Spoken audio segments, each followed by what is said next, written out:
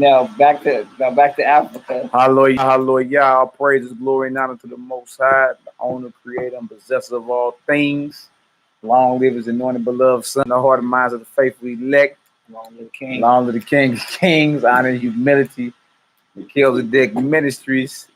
You understand? I'm your brother, your servant, Malachi Maccabee. To my left, I got my Ak.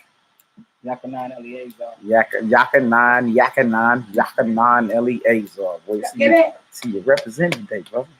For sure. For my brothers out there going to Memphis, you know what I'm saying, for the 3rd annual. Hallelujah, y'all praise, glory, and honor, man.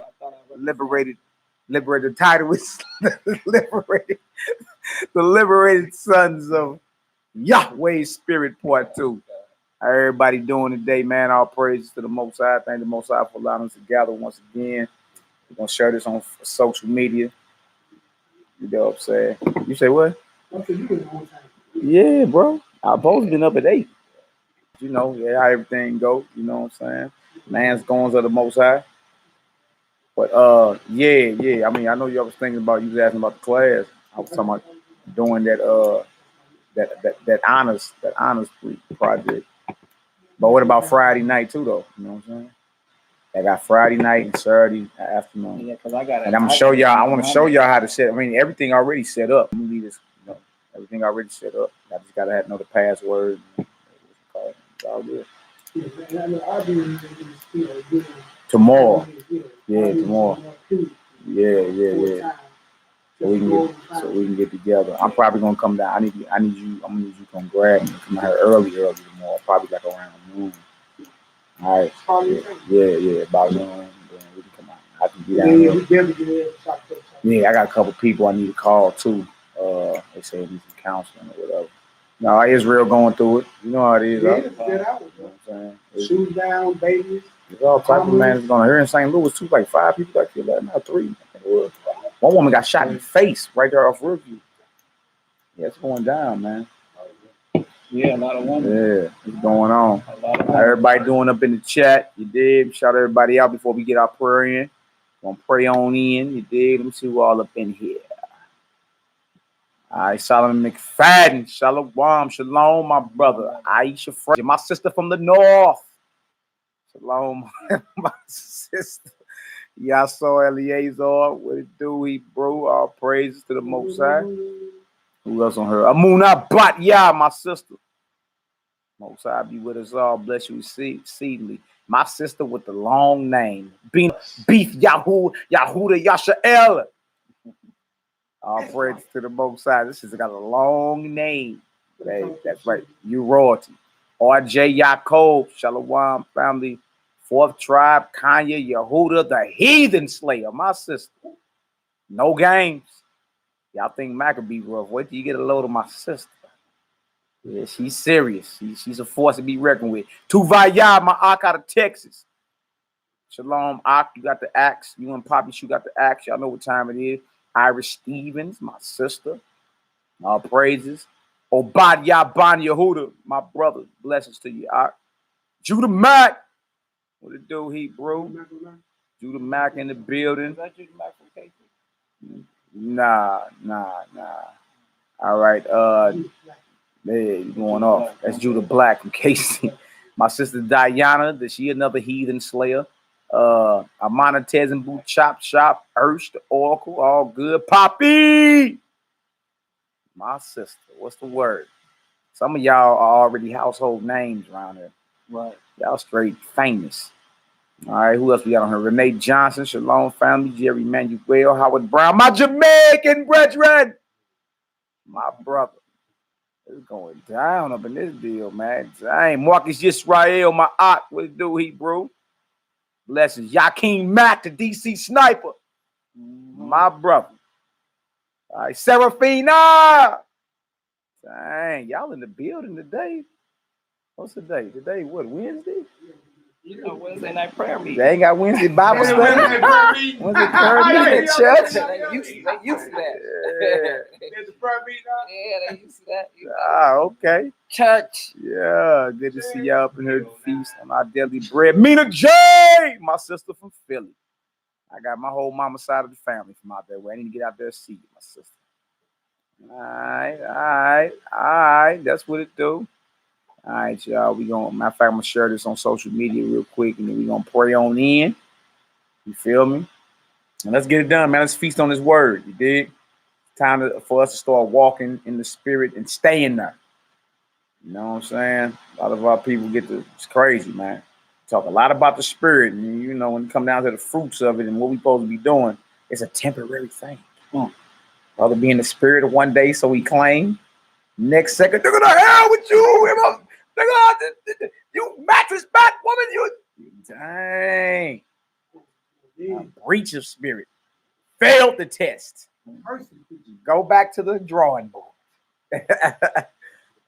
Dang, son. Take one step forward and 15 steps backwards, man. Out the mud on her. Man, look, out the mud, watch me, man. I always call you OM Dub. Poppy got on my head the other day, though. Said I need to call you OTM. I'm like, no, it don't sound right. OTM. Out the mud, watchman. That was your original name. So, you know, instead of putting the T in there for the I put OM Dub. Out mud, watchman. It sound more better to me. So I always call you OM Dub. Salute. What's the word? Randall Dard, big truck in the house. How you feeling, brother? You know we've been praying for you, right? Matter of fact, we need to send them some petition and prayers for you later on tonight, brother. You know what I'm saying? You got the victory, y'all. Dig? Most already guaranteed us the victory. All right? All we need to do is show up for the battle. You got the armor of the Most High. You got the weapons. You got the strategy and a promised victory. Right. What we doing? Looking at everything, looking at sin like he's just Debo, like you said yesterday. Nigga, Debo coming. Who? Debo. Tuck your chain. Right. You won't be looking at sin like, nigga, you don't want no smoke. You dig? Yeah, you gotta be bold in the spirit, man. You gotta be. You dig? Again, not proud, but bold and confident. You can be bold, confident, and humble at the same time, man. Yeah, there's a scripture that says, you know, don't worry about what you're going to say in that hour. It's talking about when we, you know, go in front of the judge or whatever the case may be. And it should, like, give us some type of, you know, ideal, you know, that when it's time for you to speak, you know, all you have to do is just be the, conductor of the energy that's coming through. Yeah, a willing vessel, as my brother just said. And just open your mouth and have no fear. You know what I mean? There's certain things that we all fear to ourselves. We keep it to ourselves or whatever and not. But in that moment, in that time, you know, there shouldn't be no stuttering, you know, and hold up, wait a minute type of thing. Time's out. Yeah. Time's out. I really just mean this. Yeah, you know, there shouldn't be none of that. Hey, men don't die for what they doubt. Right. You understand? You got too many brothers and sisters that came before you to put their life on the line for it. Some of them had to go them ways. A lot of them had to go them ways. You dig? You know, think about it. People don't die for things that they doubt. It was already, look, we're going to see if you really believe this shortly. Right. Dig? When the pressure get turned up, you get to talk about times out like you a child.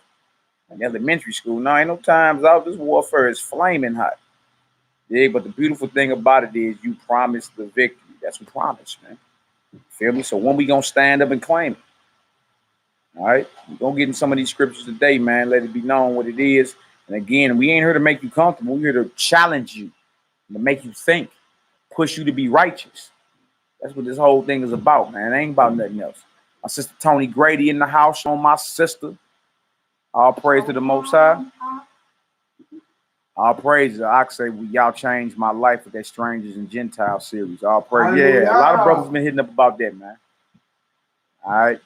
Second Baruch. We need to go ahead and put that down too. Marcus Israel say, what's up with that? I be forgetting, bro. You got to remind me. Yeah, a few people done hit up about that, man. Like, man, dang, I never tripped off that. I mean, it has to be considered. You understand? And on top of that, again, nothing that you read can, like, jump prophecy. The 12 tribes of Israel have to be gathered and put back on top as a power on this earth before the other nations come and subject themselves to it. As servants and slaves, handmaids, bond servants, whatever word makes it easy for you to grasp. Whatever, I don't know what to tell you. It's just what it is. Like, we are gathered first. That's what this whole Bible is about. You know what I'm saying? So all praise, glory, and honor to the Most High. I'm glad you were edified and may the Most High be glorified and all. You feel me? You know, and that class, that series was actually inspired because there was a lot of hate going on amongst Israel. On who couldn't come feast and who couldn't, and all that extra. And it forced me to look up certain definitions, and it just was like, oh, the bottom done dropped out there. What a rabbit hole done got deep. That's right. You know what I'm saying? Then I was reading the Pontius Pilate book and found in there. I'm like, oh man, this is a revelation. What's going on there? Of course, bro. Of course. How hot is it up in here, man? You want to turn AC on? Turn AC on, man. Turn AC on, boy. If you're hot. All day. Yeah. Turn AC on. Up in here. Turn off, to slide the thing all the way over to cool. You dig? Drop it down to about 70 or something. It's gonna cool off quick. But say he hot. I know. I've been out bathing in the sun, boy. I've been out slaving. I've been outside in that deal just, oh man. All good. We up in there sweating over here. They thinking that, something wrong with YAHUDAHS, Eliezer, what he going through. Scriptures coming out. I'm over here sweating. Man on call. You know what I'm saying? Shoot. Man, you be all right. Thank y'all for y'all prayers and y'all support. Our praise. All right, y'all, I'm about to pray on in. Let's go ahead and face Yahushalayim. You know what I'm saying? Face Jerusalem. Then let's get this prayer off in the Hebrew and in the English. Let's praise our Father for allowing us to come together. Let's sing y'all, brothers. You know what I'm saying? Good to see the brothers and sisters in fellowship. You know what I'm saying? All praise and glory and honor to the Most High. All right, y'all, repeat after me. Abinu. Shabbat Mayim. Yikadesh. Shimka. Tapo. Malkuteka. Yease. Ratzonka. Kabat Shemayim. Cain. Ba'aretz. Etlakim. Kukenu. Tanglanu. Hayom. Uzlak lanu. All. Kata'enu. Kamo. Shel Sokim. Gam. Anaknu. Lakotin. Lanu. Wa'al. Tabienu. Lidei. Nisayon. Ki. Im. Kotzenu. Min hara. Kilaka. Hamamlaka. Wahabura. Wahati Faret. Laome. Olami. Amen. Hallelujah. Praise the mighty Yah. That's right. Let's get it in English. Our Father in heaven.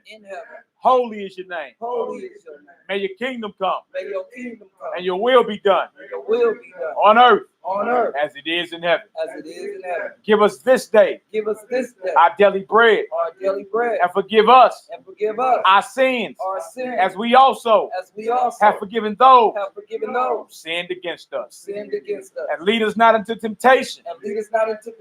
But deliver us from the evil one. For yours is the kingdom. And the power. And the glory. Forever. And ever. Amen. Hallelujah.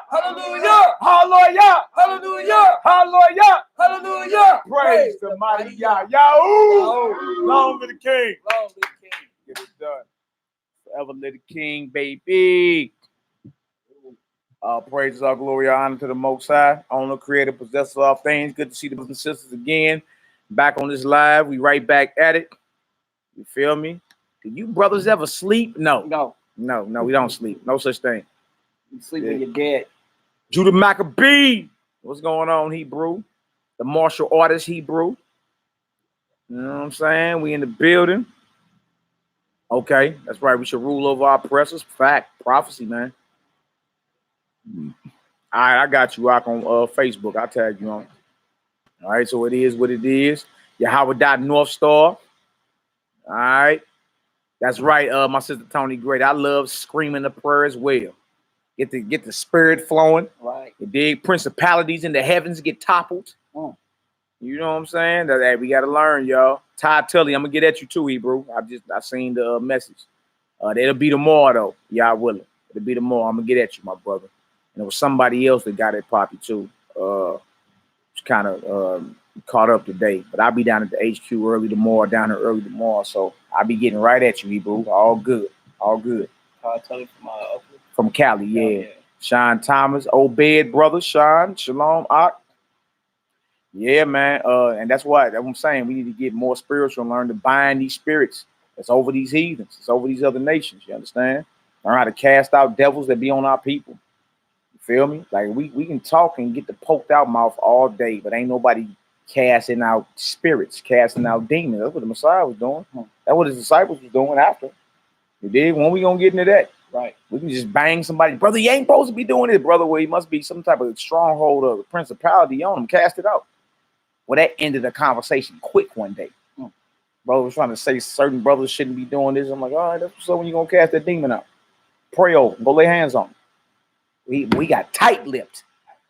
Okay. You feel me? What is the work the Messiah sent us out here to do? What did he send his disciples to do? You feel me? There's a lot of things that's in there, you feel me, that we have not unlocked as a nation. You feel me? And that's because a lot of us still playing church, or you don't have the faith. You don't believe it. You feel me? So, yeah, it starts with that, man. The prayer, the vibrations, and full faith. You understand? Being sober out here. Wherever you want that set apart spirit of the Most High to dwell within you. Trip off this. Even when we was in the wilderness, you had to have a shovel. You had to travel with a shovel, because if you had to take a number 2, you had to bury your dung. You know why I said you had to bury it? Because the Most High walked through the camp, and he ain't finna walk through there stepping on your dung. Right. Yeah, we always been a clean people, so that the Most High would dwell amongst us. The same thing with your body, man. It is what it is. All right. My sister Odelia in the building. Shalom. All right. So look, let's get back. We're gonna hit 1 John 3 again. I want to hit that again. 1 John 3. Let's do 1 through 10, and then I need John 5. And then let's get into some other scriptures we didn't hit yesterday. You feel me? That's right, my sister Empress TK Tribe in the building. How you and your family doing down there in the island? My sister. Send out love. I'm praying for y'all. Continue to pray for us. You feel me? Tell that little joke I got a knuckle sandwich for him. Yeah. Yeah, we are vibrational beings, though. So let's start in 1 John, the 3rd chapter. We went over it yesterday, but we got to re-hit it again. Right. Feel me? These are scriptures men duck because they're comfortable in their wickedness. All right. All right, come on, Doc, let's get it. 1 John chapter 3. Yeah. Verse 1. Come on. Behold, what manner of love the Abba hath bestowed upon us. What manner of love the Father hath bestowed upon us. Love is powerful. It's more powerful than hatred. And the Most High then bestowed love upon us. Right? What kind of love? Come on. That we should be called the sons of Yah. That we should be called the sons. So the fact that we are called the sons of the Most High, Yahweh, or Elohim, or Yahweh, you dig? That's love. You feel me? The Most High places love upon us that we should be what? Adopted back into his family from whence we fell. That we should be called the sons of the Most High. Go ahead, Doc. Therefore, the world knoweth us not, because it knew him not. Yeah, so the world don't know us, and that's why a lot of the brothers, a lot of the sisters, y'all in this walk, you feel me? And people look at you as if you're filth on the bottom of their shoe, and that's because the spirit that's in them never knew our King. You understand? What you have in your possession, you understand? This knowledge that you have, the little bit that we have, you understand? You're way more wealthier, if that's a word. You're way more wealthy. You understand? And who's the richest cat on the planet? Evelyn Rothschild. You're way more mighty than LeBron James. You understand? What you have, the world that can't see it right now, but what you have are the riches of Hamashiach, and that's what's needed to inherit the kingdom and to rule this earth. All right, come on, Knock, let's get it. Beloved, now are we the sons of Yah, and it does not yet appear what we shall be. So he says, now we are the sons of the Most High. It just don't appear what we shall be. You see that? It's not evident. It has not been manifested yet. The power that you have lying dormant within inside you. the power that you have and how you're going to rule this earth. But first, you must learn to rule your flesh and rule your spirit. Right. You can't conquer nothing if you ain't conquered self. You are no longer a slave to your flesh or sin. You feel me? Or works of the flesh, fruits of the flesh, whatever you want to call it. You're no longer a bondservant to that. You are a liberated son of Yahweh. Yhwh'S. You are a liberated son of the Most High. You understand? Your whole mission is to rejoice and have faith and believe that what? You got the victory. Right. You got the victory. The world can't see it, but we know it. All right, come on, Knock, let's get it.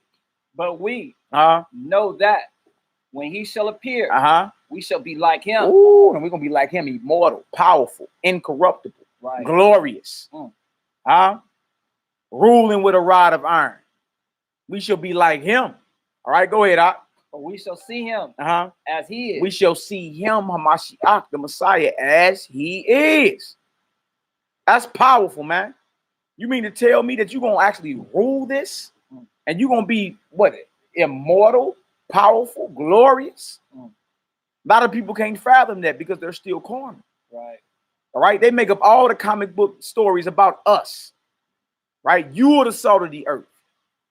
You the ones, your boy Jack Kirby and Stan Lee, they already know. The heathens know. You understand? That's why they went so hard. They're going to block this about your memory.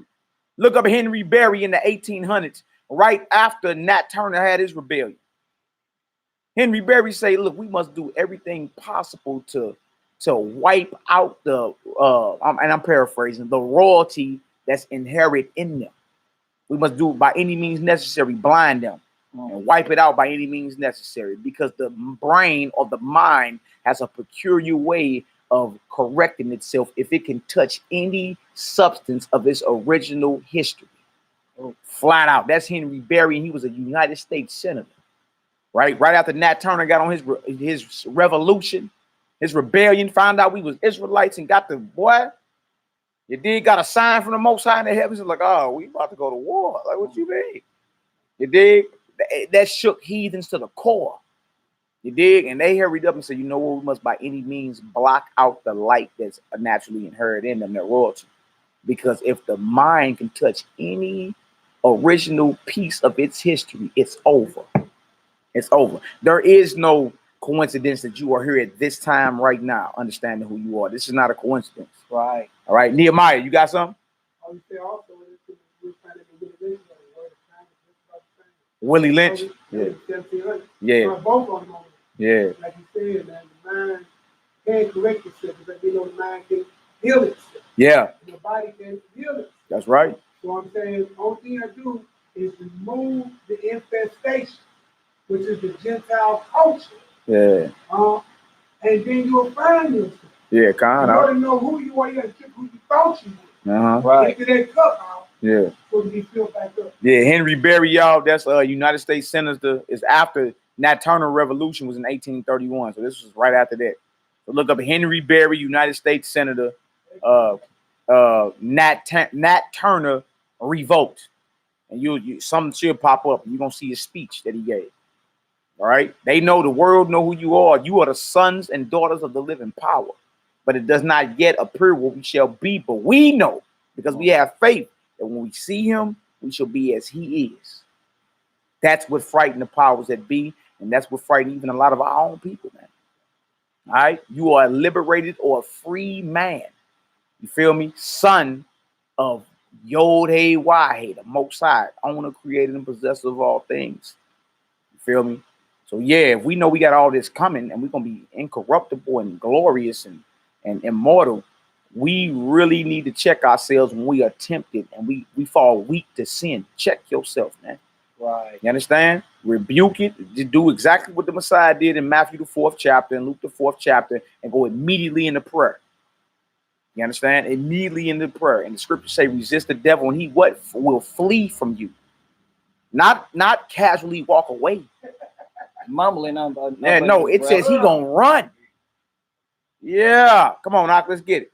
Verse 3. Yeah. And every man that have this hope in him purify himself. And you got that hope in you, you're purified, you're cleansed, you're sealed. You got that hope in you, knowing that when we see him, we're going to be like him. You're purified. True about that. And that's just based off of belief.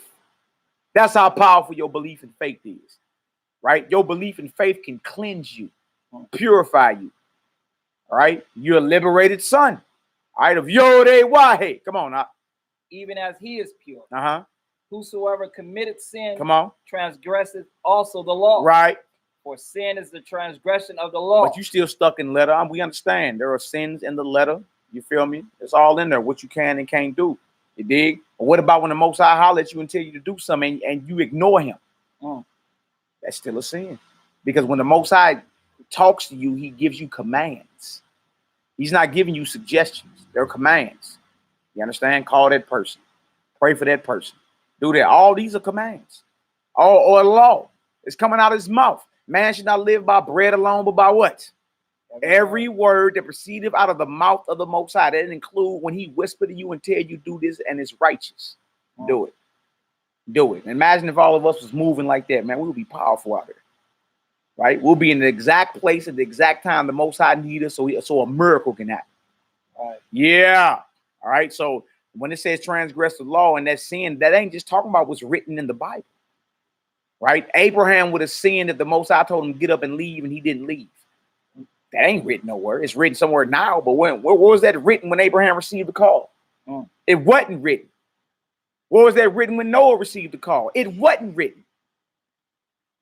What was that written when Jonah received the call? It wasn't written. The voice of the Most High came to him and they moved. Right. Jonah rebelled. You see what happened with him?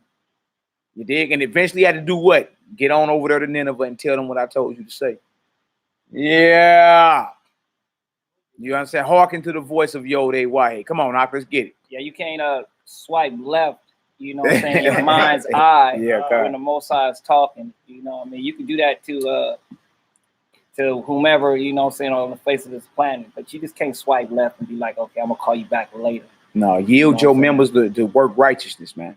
See, in other words, this law is spiritual. It ain't just what you read verbatim in the scripture. When the Most High holler at you, you know it's him because he's commanding you to do something righteous. It's not him if it's saying go rob a bank or, you know, kick a dough in or sell some drugs. That ain't him. That's the tempter or the adversary doing his job. You dig? But when it's something righteous that's going to bless somebody, you understand? You need to be doing that. What do you just stop quenching the spirit? Stop holding back or limiting the Most High. We do that. You feel me? And too many times it cost us. All right, come on, Knock, let's get it. Verse 5. Yeah. You know that he was manifested to take away our sins. The Messiah was revealed to take away our sins. Not for you to continue in them. Not for you to make an excuse. To continue. You understand? To take away, should I say. Take away our crimes against his Father. Not to continue and not to get in bed. Not to get, you know, to entertain wickedness. All right, come on, Knock, let's get it. And in him is no sin. In him is no sin. Come on. Whosoever abideth in him sinneth not. If you abide or dwell, the word abide means dwell, live with. If you abide in him, you sinneth not. Wow. Now look, those that are comfortable in darkness gonna explain this some other way that ain't even gonna make sense to you. You feel me? A lot of these scriptures are simple, man. Just take it for what it says. If you are really abiding or dwelling with Hamashiach, that the spirit of the Most High dwelleth in you, that say you don't sin. Yeah. Is it ain't on paper? Do you believe it? That's what it says, right? And the reason a lot of people scared to deal with that is because they have to deal with a harsh reality. Maybe I have not been born again. Maybe I haven't. Maybe I haven't been sealed. Feel me? I'm stuck. You feel me? I'm actually getting my rear end tore out the frame by this adversary. Every time I get tempted, I fail. Every time I get tempted, I bow a knee. Every time I get tempted, I go do it. Yeah. Yeah. Nehemiah, you got something? Yeah, look, that's actually evaluation itself. That's serious. But the whole thing is, he came to take those sin away. We just read that the seed of God be in you, then sin don't abide, right? He tell you to go and sin no more, right? Our people have got comfortable with this mindset of saying, I'm a sinner. Stop speaking it into existence. Stop saying that you are a practicer of sin. Yeah. Who walks around here saying, I'm a sinner? You listen, you know the wages of sin is death on this plane and the eternal. Yeah. Why are you claiming it? Right. How about claiming, like what my brother said, claim the victory from the beginning? That's right. You know what I'm saying? This was before he gathered the winds we read, before the council of angels came together, before the firmament was set, you had already been placed and set. Only thing you got to do is make sure you're worthy of what he already got planned for you. Yeah. That's your try. Yeah. Show up for the battle. You work. Yeah. I got it set. Yeah. The table's ready. Yeah. The marriage is prepared. Woof. The wine is ready. Woof. Don't blot your own name. That's all. Let's don't knock yourself out. Say your name already. And listen, you thought you were nothing before you hollered at me. Yeah. You were nothing. Yeah. There go that nigga. Then you found out you was child of Elohim and you can't break your sin. You can't break away from your sinful nature to line yourself up perfectly with your Elohim. How hard is it not to have no other God? How hard is it not to take his name in vain? How hard is it to not to have no graven image? How hard is it to keep the Shabbat? How hard is it to honor your father and mother? You see what I'm saying? How hard is it not to kill? You know what I'm saying? How hard is it not to steal? How hard is it not to commit adultery? How hard is it not to bear false witness? How hard is it not to covet? Yeah. If you walk with that simple love my brother and love my king, man, you walk this thing out. Yeah. Right. I ain't got to worry about you snaking me behind my back. Before we ain't got on camera, we just had to talk, man. If I see anything going wrong with my brothers or their families, I'm standing short. Yeah. As if they was there. Exactly. How can you say that there's an error in it? No, it's not. It's not. Break your sin. You're the only one holding yourself to sin. Yeah. You can't blame nobody for it. You sure can't. And you know you're going to do it before you do it because you're going to look over your left shoulder and over your right shoulder. You want to make sure your phone off. Yeah. You know what I'm saying? Yeah, you can make sure the camera ain't on. Become a creeper light, huh? You creeper light. Yeah. Creeping knowing you're doing wrong. Huh? You know. Give me a witness real quick. Leviticus 19. Leviticus 19. 1 and 2. Leviticus 19. 1 and 2. Yep. So it's the same vibration. You got in the New Testament telling you, you understand? And you got what's called the Old Testament saying the same thing, man. It's always been the calling. Right. You feel me? And we must fulfill it. Is it? It's gonna be filled. Yeah, you got brothers that didn't fail short. We supposed to learn from their mistakes. Not say David committed adultery. That mean I could do it too. Loophole. Like you gotta stop that. I heard it all the time. Yeah, you gotta stop that. You know what I'm saying? Just because they listen, you ain't called a friend of God. Yeah. Your sin makes you an enemy of God. Exactly. You don't even repent, and then when you repent, it ain't sincere because you repeat the same act again. Yeah. Right. Yeah. See, that's the difference why you don't get what David get. When David went off, he repented. And he never revisited that ever again. Never again. You never saw that man on service. And listen, get out that thing about my business. Ain't nothing you did, my brother checking on this earth. What your problem is ain't new to this earth. Yeah. Oh. It sure ain't. You just hear that, J-Dub? Yeah, it sure ain't. And your problem ain't new to this earth. Like your problems are exclusive to you. Like anybody else went through that. It may be new to you. Yeah. It ain't exclusive. Yeah, no doubt. You ain't nowhere near the first one going through it. That's my challenge to y'all, man. Break from your sin nature. That's right. That's right. And you got it. And look, you got the victory. Look, you got a promised victory. You got the armor. You got the weapons and the strategy. He gave it all to you. This is how you battle when you tempted. Right. You feel me? And every time you tempted, that's your enemy right there. Look, you got a promised victory, a more than a conqueror. Mortal Kombat, finish him. That's what you got. A finish him. If you in a video game, you know that's serious. Yeah. Give me Leviticus 19, 1 and 2. Leviticus chapter 19, verse 1 and 2. Yeah, y'all operate and regulate like the God you are. How about that? See, nobody want to come out with that vibration. Oh, well, I don't know. Look, it said, even the Messiah said in John chapter 10, it is written in your law, I said, ye are gods. Well, if he called them God to whom the word of God came, the scripture can't be broke. What are you talking about? You are part of the Most High's family. You dig? It's time to operate and regulate, fly high and swim deep. All right, come on, now let's get it. Leviticus 19, verse 1. Yeah. And Yahweh spake unto Moshe, saying, Speak unto all the congregation of the children of Israel, and say unto them, Ye shall be holy. You shall be what? Ye shall be holy. Come on. For I, the Elohim, your power, am holy. You feel me? That's a commandment to be holy, right? That's a commandment. You got it to where you can look the word holy up. It should be Kodesh or Kodash, some people say. That's a commandment right there, y'all. That's Torah. That's law. You see? We are commanded to be holy. We are commanded. Why? Because he said, I'm holy. You my children, right? If I'm holy, you need to be holy. And y'all, these are not suggestions. These are not suggestions. All right. This is straight, raw, and uncut truth. The power of Israel. That's right. Kodash. Yeah, Kodesh. What did it say? Sacred. Who? What? Sacred. Sacred. Come on. Holy. Come on. Holy one. Holy one. Come on. Saint. Oh, a what? Saint. Man, trip off that. You feel me? That's why saints are called Kodeshim. Saints. Notice the word Kodesh is in front of it. The im at the end make it plural. All right, go ahead. Set apart. Set a what? Set apart. That means separate. What the Strong's definition say? Oh, my apologies. What the Strong's definition say? You dig? Set apart, separate. Yes, we're separate. You're supposed to separate the holy from the profane. Strong definition. Kodash, sacred, ceremonial or moral. A ceremonial or moral, something that's sacred. As noun, Yahweh. Oof. By immense and angel. By what? So we got the Most High, we got angels and Israel. Wow. Go ahead. A saint, a sanctuary. A saint or a sanctuary. You know that's a holy place. Holy. Go ahead. That's law keeping and everything. You wouldn't be up in the Most High sanctuary doing what you wanted to do. Right. All right, go ahead.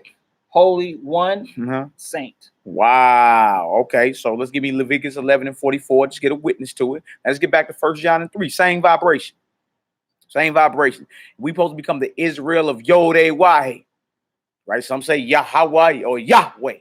Some say Yahuwah, Yehovah. I'm not here to argue pronunciation. If anybody want to argue pronunciation, just show me where the power is. That's all I'm saying. That's it. Show me the power. And then we can rock. That's as simple as that. All right, go ahead, Let's get it. Leviticus chapter 11, verse 44. Yeah.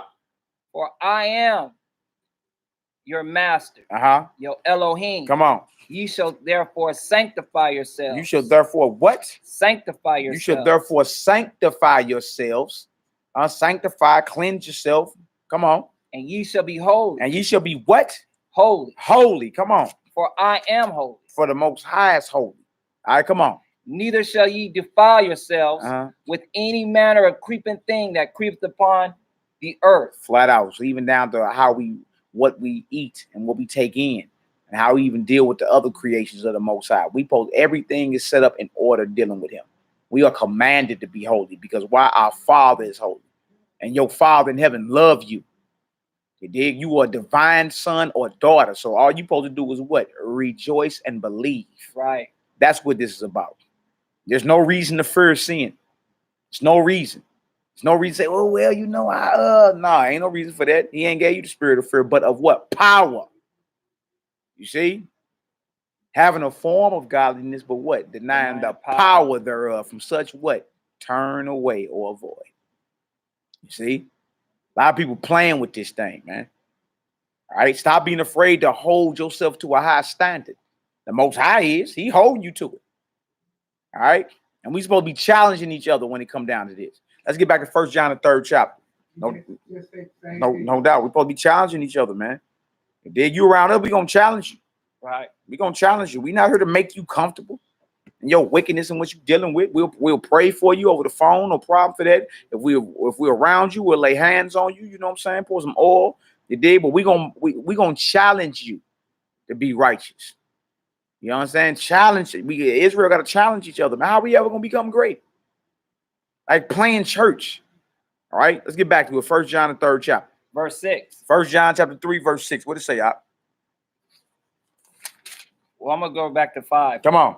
And you know that he was manifested to take away our sins. Right. And in him is no sin. In him is no sin. He was revealed to take away our crimes against his Father. That's one of his missions, to take away Israel's sins. All right, or his crimes against his father. Right? Come on. Whosoever abideth in him sinneth not. Come on. Whosoever sinneth have not seen him. Man, if you are here violating and breaking the commands of the Most High, whether it's letter of the law, you dig, or denying what he tell you to do, that's not written down. That's still a command, ain't it? Mm-hmm. Yeah, it's not a suggestion. You see? So if you are breaking his law, whether it be in the letter or in the spirit, you understand? You're still sinning. You understand? And if you doing that, you ain't seen him. You know what I'm saying? You don't know him. And this is why. What the next verse say? Neither know him. Little children. Or you ain't seen him nor know him. See, I love the Lord. Yeah, I hear you. All right. We shall see. Come on out. Little children. Right. Let no man deceive you. Let no man deceive you. Right. Come on. He that doeth righteousness is righteous. He that's doing righteousness. He that's obedient, in other words, to the Most High. His command. All right. What he inspire you to do in righteousness is righteous. Right. Come on. Even as he is righteous. Even as who? What? Even as he is righteous. So he is righteous and he is holy. So you commanded to be that too. Right. You commanded, you're commanded to become God. That's what you commanded to become. That's what he's demanding of us. You're commanded to become the mighty one, or a mighty one. You dig? Part of the Most High's family. Operating and regulating like the God you are. Or the mighty one, the power. Some people get offended at that. God, okay, well, the power that you are. All right, come on, Knock, let's get it. He that committed sin is of the devil. He that committed sin, that's disobedient. You understand? Not doing what the Most High inspired you to do. Not keeping his commandments that's written down in the scripture. It's of who? Of the devil. The devil. Flat out. That means you're his child. Child of the devil, you out here sinning, being disobedient. Claiming claiming defeat. You ain't claiming victory, you claiming defeat. Come on, Knock, let's get it. For the devil sinned from the beginning. Right. For this purpose, the Son of Yahweh was manifested. For this purpose, the Son of Yhwh'S was revealed, manifested, came in the flesh. Why? That he might destroy the works of the devil. Not that he may compromise with the works of the devil. Not that he may negotiate with the works of the devil. That he might destroy them. Yeah, this is war. This is not vacation. It's war. He was revealed or brought forth in the flesh that he may destroy the works of the devil. What we looking like going against his purpose? His purpose was to make us holy, to make us righteous, to make us sons of the Most High, and what? To take away our sins because he don't sin, and to destroy the works of your enemy. But you still are in servitude to your flesh or sin or the devil, your enemy, his enemy. Well, who child are you? Who child are you? All right, come on, Knock, let's get it. Whosoever is born of Yahweh does not commit sin. See, so if you born of him, meaning his seed been planted within you, right? And seeds are planted into something so fruit can blossom. All right? Fruit are byproducts of seeds. Seeds are planted. Now we talking about spiritual seed been planted in you. You understand? Of the Most High, meaning you're his child. But that says you cannot sin. Oh, yeah, come on. For his seed remaineth in him. Come on. And he cannot sin. And he cannot what? He cannot sin. Come on. Because he is born of Yahweh. He's a child of the Most High power, man. His seed remaineth in him. He can't sin. He's not the devil's child. Nick Rose, I want to talk about that, boy. Go ahead. Can I try to explain that how I see it? Yeah, of course. Speaking as a man, start that first. When you come to that place where sin for the transpire, like I just said earlier, you know when sin is doing with you. Right. You know what it is. You know if you're trying to get on that daughter for righteousness or unrighteousness. Right. You know you're trying to get on that man for unrighteousness or righteousness. You know what you're trying to do. You know what it is. When you deal with that sin, right then you should be convicted. You see what I'm saying? You convict yourself, you fast that thing up out of you immediately, and you just depart. Yeah, you look. This is what it is. You rebuke it. You dig, and then you go into immediate prayer. You feel me? Knows the Messiah. Knows the Messiah. Look, knowing you got the victory. Knows the Messiah fasted while he being tempted. He was fasting. You dig? The devil came at him, tempting him. He pulled that sword out. He quoted the word of the Most High, right? And after 3 attempts, the enemy had to tuck his tail and flee. That's the strategy. That's the strategy. He come on right back, you dig, and you apply the same strategy. You don't have to come up with some fancy system, you dig, that's not written down. You already have it. You got the armor, you got the weapons, you got the strategy for war, and you got the promised victory. And not even a close victory. You got more than a conqueror victory. Yeah, embrace. Hey, look, don't deny the power. All right, come on, Knock, let's get it. Most I bless y'all for y'all support, y'all. Really appreciate it. Go ahead. Just one verse. We always read Deuteronomy 18. We always talking about the prophecy of Christ. Yeah. About, the Most High, that power raising the prophet, right? But why nobody just go up 2 verses? Thou shalt be perfect. Wow. With Yahweh thy Elohim. Yeah. Is that a commandment? That's a commandment. 2 verses above, and when you saw Philip and them go meet Christ, this is him. In John 1:45. Yeah, that Moses them talking that about. Moses was talking about. The prophet that was going to be raised up. Right there. So you got a direct connection from Deuteronomy 18 and 15 to John 1:45. Yeah. But then when Matty talking about, you have to still be in the mindset commanded to be perfect. Hey man, I ain't gonna lie to y'all, man. I like the fact that Most High holds us to a high standard. It makes sense, man. You hold your children, your job, hold children. That's right. You hold your woman in your car. That's right. You hold your bank account. That's right. You hold your stocks and bonds. All that shit is vanity and failure. Yep. Except for what you invest in the Most High. Yeah. Real talk, bro. You look, everything you do, with Nehemiah saying, y'all, everything that you do in life, you have a high expectation of. Right. And then when certain people, even of people, right? So when certain people don't live up to your expectations, what you do? You be disappointed. You be let down. Like, greater what? Expectation is greater than let down. Yeah. You feel me? Now, how you can have that and hold people to that or to the flame, but the Most High can't do us like that? No. Nick Rose, look, we as a people better get it right, man. Right? It tell you in Revelation, the 2nd chapter and the 3rd chapter, repent or else. He told us what we was doing good at, but then look, he checked us and said, repent before I take away your candle. Repent before I kill your children. See, he's showing you that the little good we doing ain't good enough. Right. It's not good enough. Listen, don't hate God for that, because Matty also gave you fruit, if y'all paid attention. Fruit bears life. Life bears fruit, and that fruit will bear seed. Yeah. You see what I'm saying? So if you get that seed to confirm you, bro, I think you bear righteous fruit. Yeah. Now, if you had the seed of wickedness that we just heard when Yahwh'S was reading, that you above Satan, the wicked one, then your children are fruit of it. Yeah. And they gonna bear that. So if you was keeping Christmas, you taught your children to keep Christmas. And they teach their children. Then someone like you that came and broke out of that, try to bring that to you, can't nobody do it. Yeah, no doubt. You teach your children to repeat your wickedness. You do. You're the fruit. You're the reason why your child gonna eternally burn. Yeah. Yeah. That's amazing. And it's amazing because trip about this. You got physical children and spiritual. Trip about all the seeds you done planted over the year and woke brothers about all them your children. If the Most High use you to wake anybody up, you understand? That you planted a seed and the increase came, the fruit came, that's a child of yours, spiritually. Whether you planted the seed or water it, yeah, you guys are both the same person. Person, you know what I'm saying? Yeah. Most High gave the increase, you know what I'm saying? But you was the one that planted the seed. Like it's like the Most High get an increase in the womb of the woman. Yeah. It's the Most High that allow that baby to grow with intricate nervous systems and immune systems and brains and 5 fingers on each hand and 5 toes. Look, that he increasing. You planted the seed. You understand? You did your loin warfare, but it's the Most High that's increasing that seed that you planted. Yeah.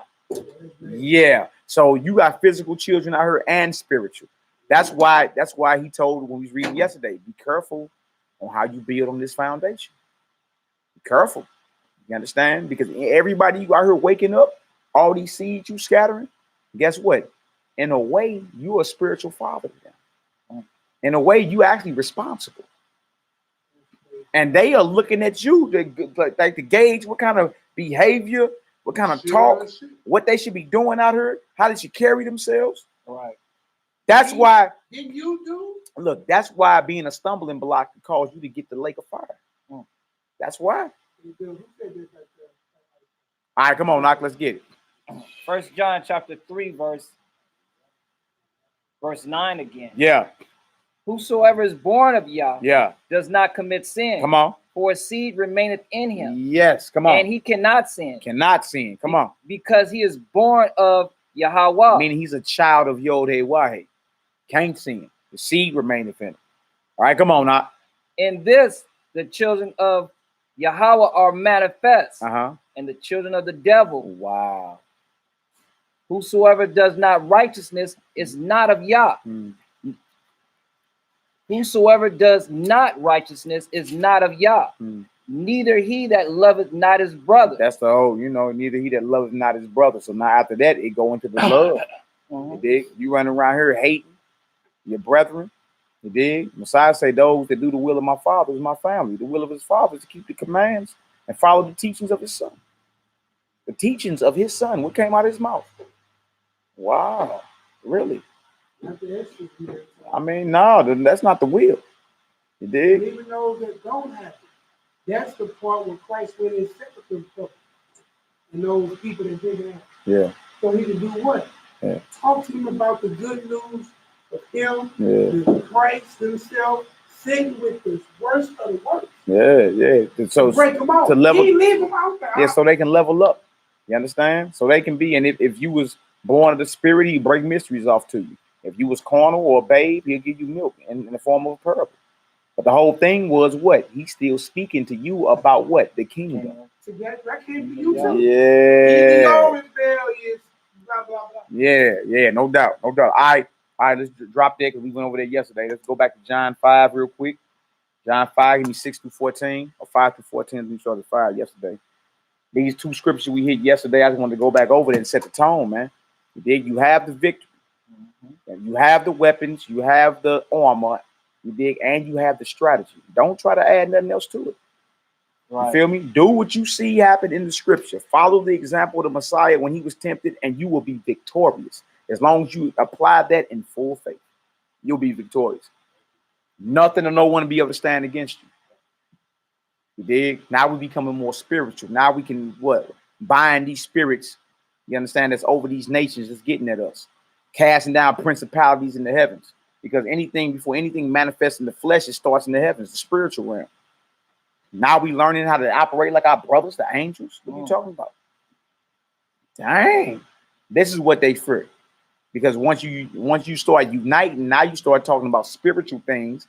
You understand? And the mind has a peculiar way of recorrecting itself if it can touch some type of substance of its original history. Well, guess what, y'all? Your spirit is from the heavens.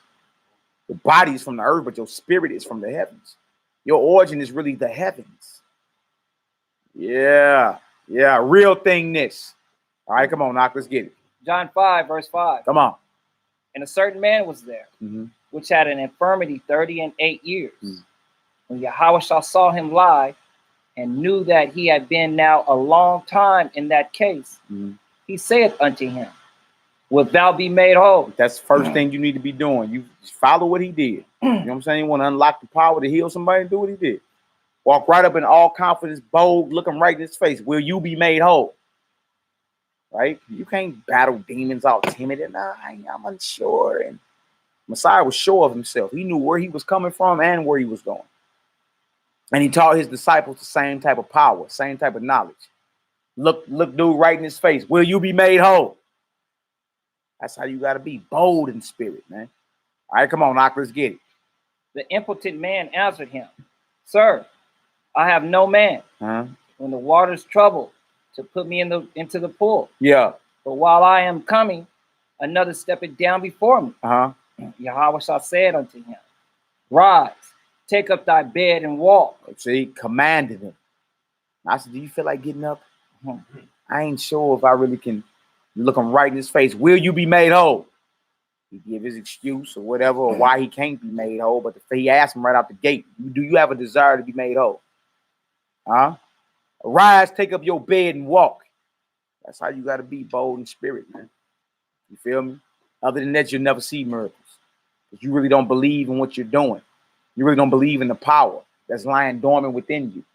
All right, come on, Knock, let's get it. You got to speak also too with the authority, you know what I'm saying, that you are speaking from. You know, like the Most High gave us this authority. That's right. You know, Christ, Yahushua told us, you know what I'm saying, in scriptures that we would be able to do these things and more. So he's given us the authority. Yeah. Again, it falls on our belief. And in James it says, faith without works is dead. So if we claim to believe, then we're gonna do certain things, you know what I'm saying, which will be, you know what I'm saying, healing people, you know, eventually once we get, you know what I'm saying, some of the dirty water that's still inside of us or whatever the case may be, once we start leveling up. But it's what how he said it, you know what I'm saying. He didn't, like how Mally was saying, he didn't come weak and soft or whatever the case may be, you know. And we all have this. We know somebody walk up to us or whatever the case may be. We can discern, you know what I'm saying, certain things just by you reek of fear. You feel me? You know, shake as soon as they hurt. Yeah. You know, and not just by our words, but by our body language too as well. You know, and so when this man, when this man seen Hamashiach walk up to him, you know, and spoke to him, you know what I mean? His body language was on point.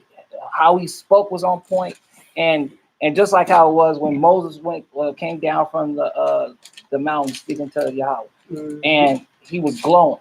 I'm not saying Christ. I'm not saying Christ was glowing at that time, but sort of speaking, he had to be glowing. He was attached directly to the power, so therefore the power is. Bro, you have not because you ask not. You have to. You have to seek. Yeah. Knock it shall be. Yeah. See, Christ already knew it. And listen, read that part on what he said to that man when he approached him. Yeah. That part, Wilt thou be made whole? See? What was he asking? Right. You had that faith. Same thing the woman said, listen, I done tried all this money. Everything else deal with my issue of blood. But she knew somewhere in her spirit, if I can just get to him, I can be made whole. Powerful. You hear me? Her faith, his faith. Will you be? Will you be? I can do it. But your faith is what connects you to your miracle. Yeah. Right. Bigger the faith, bigger the miracles, man. That's it, bro. You got, do you be the same thing with the woman? He said, man, listen, Canaanite woman, man, look, even the dog is worth. Today you'll be mad at her. Did he just call her a B word? Did he just call that female a dog? Yeah, exactly. You know, she stayed humble, huh? You know, that's hard for the woman today. You know what I'm saying? You gonna get punched in your mouth. He didn't. Oh, no, he did. I can't remember for help.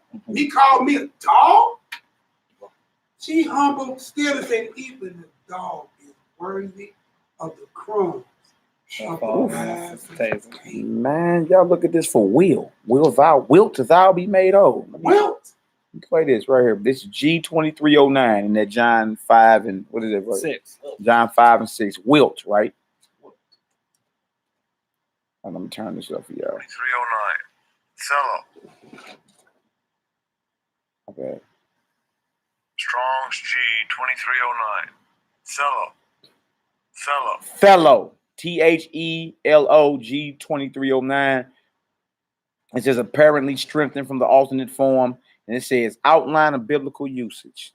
Wilt thou be made whole, right? To will. Have in mind. Be back to that faith. Yeah, to have in mind. Do you believe? Intend. Do you intend to be made whole? Do you have in your mind to be made whole?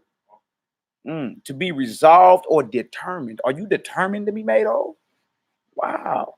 To purpose. Are you purposed to be made whole? To desire. Do you desire to be made whole? To wish. Do you wish to be made whole? To love. Wouldn't you love to be made whole? Wow. To like to do a thing. Wouldn't you like to be made whole? Be fond of doing. To take delight in. Wouldn't you take delight in being made whole? Have pleasure. Wouldn't you have pleasure in being made whole? Right. Strong's definition. It says right here, jump down to it. It says, i.e., choose or prefer, literally or figuratively, by implication, to wish, i.e., be inclined. Sometimes add verbally, gladly, and personally for the future tense, to be about to. By Hebraism, to delight in, desire, be disposed, forward, intend, list, love. Do you mean to be made whole? Please, have, rather, be, will. Havenly, or will. To will, to be made whole. To purpose, to intend, to have in your mind. Right back to the faith. Do you desire? Do you have in your mind? Are you purpose to be made whole? Or you convinced? Are you convinced that you can be healed? That's the first thing you need to be asking. You going around about to go heal somebody. Yes, you are. Right? Same thing with the lepers. He healed all the lepers. Only one came back. Yeah. It's amazing what you read now. Yeah. You're learning this again. The whole subject matter. Yeah, the whole subject matter is this. It's on you. You got the victory. You have all the innate power in you to be fine. Same when they give you these fake placebo drugs and you think you heal. Yeah. Sugar pill. You willed yourself. That's right. They done gave you a sugar pill, a placebo effect. You feel me? You got heathens out here. I'm talking about overly convinced. I mean, I'm talking about that's all they do is just trip off how the mind is powerful. Like Dr. Bruce Lipton and them. I watched some of his videos, matter of fact, the other day. And he's basically saying, I'm like, you ain't slick. You getting all this out the Bible. You feel me? This knowledge been here. You're not slick, but they're like, you can heal yourself because you believe it. You believe it. Activate your body to do it. You're fearfully and wonderfully made, man. That's right. You're fearfully and wonderfully made, right? Wilt thou be made whole? First thing you need to be asking. Now remember, y'all, this is spiritual warfare. You understand? Yeah, this is spiritual warfare. So as bold as you are in the streets physically, you need to be 100 times more in the spirit. What are we doing being intimidated by diseases for? For what? When you got all this power lying right here. Yeah. It's time, y'all. It's time to level up, fly high and swim deep. All right, but that's what time it is. All right, come on, Knock. Let's get it. Verse 8. YAHUDAHS said unto him, rise, take up thy bed and walk. Rise, take up your bed. Get up, take up your bed and come on. Right? And him, the way he's saying it, the way he's looking, ain't doing nothing but increasing his faith even more. Because he's like, oh, okay, I can really do it. You believe it? Belief. Belief. Placebo people. Look, people been giving sugar pills out saying, look, this right here, take 2 of these, call me in the morning. And you be thinking this is straight chemical and it's a pill full of sugar or flour. You dig? But the fact that you believe that you're taking something that will heal you, you've been healed. You dig? Y'all look up the placebo effect. Look it up. It'll blow your mind. That lets you know modern science is just now catching up with the Bible. Just now. All right, come on, Knock, let's get it. Number 9, verse 9. And immediately the man was made whole. Yeah. And took up his bed. Yeah. And walked. Yeah. And on the same day was the Shabbat. Verse 10. The Jews therefore said unto him that was cured, it is the Shabbat day. It is not lawful for thee to carry thy bed. Look at these carnal men. And we talking about Jews or Pharisees, not all, because the man that he healed was an Israelite or a Judean. So when you see the Jews that are in opposition to Messiah, you speaking of the ruling class of the Jews. You understand? The hierarchy, the religious leaders, right? Chiefly the Pharisees. And y'all know the Pharisees numbered in like 6,000. Dang. They was a fraternity that had 6,000 members. They were very influential. But guess what? They wasn't doing no miracles. You dig? Come on, Knock, let's get it. Verse 11. Now, how is this violating the Sabbath? How is this breaking the Sabbath day? Come on, stop it, y'all. Y'all know better than that. It's lawful to do good on the Sabbath. You understand? Meaning it's lawful to do righteous acts of the Most High on the Shabbat day. You understand? That don't mean, I ain't took my woman out in 4 weeks. I'm gonna go spend me some money on the Sabbath. No, that's not what they're saying. You dig? If you're gonna be doing some righteous work, you be doing some healing, or be doing some teaching. You understand? Or be blessing somebody. All right, come on, Aklas, you got something? Go ahead. Yeah, you know what? Also, too, because we'll get that from those the holy roller type. You know what I'm saying? What's that mean? To get up. What that mean? The holy roller type. Yeah, I understand that. What you just heard. Is it not lawful for you to carry your family? Okay. There was no servile work being done. He wasn't buying, selling, or trading. He wasn't leaving out of his city. You see what I'm saying? And he wasn't doing nothing for no gain or no pleasure. Gotcha. He was purely healed, right? And got up. There is no law. Listen, he didn't earn no wage for carrying his own business. You see what I'm talking about? He was bound. He took the thing that held them bound. He free. Show me a law that says thou shalt not be free on this. That's what I'm saying. He's liberated. He's a liberated. He's a liberated son of Yhwh'. No, I see. There's no law for what happened at that situation. Christ didn't collect no money. He didn't do no physical work. He activated on his belief. Right. My God gave me, I give to y'all. Power was never meant to be possessed by one. I believe that. That's me speaking as a man most. I know. I get his power. You gonna get his power. Those disciples gonna have power. And then he gonna give it to them to have power over the cities that's left in that time. Like energy. Yeah, man, it's power, bro.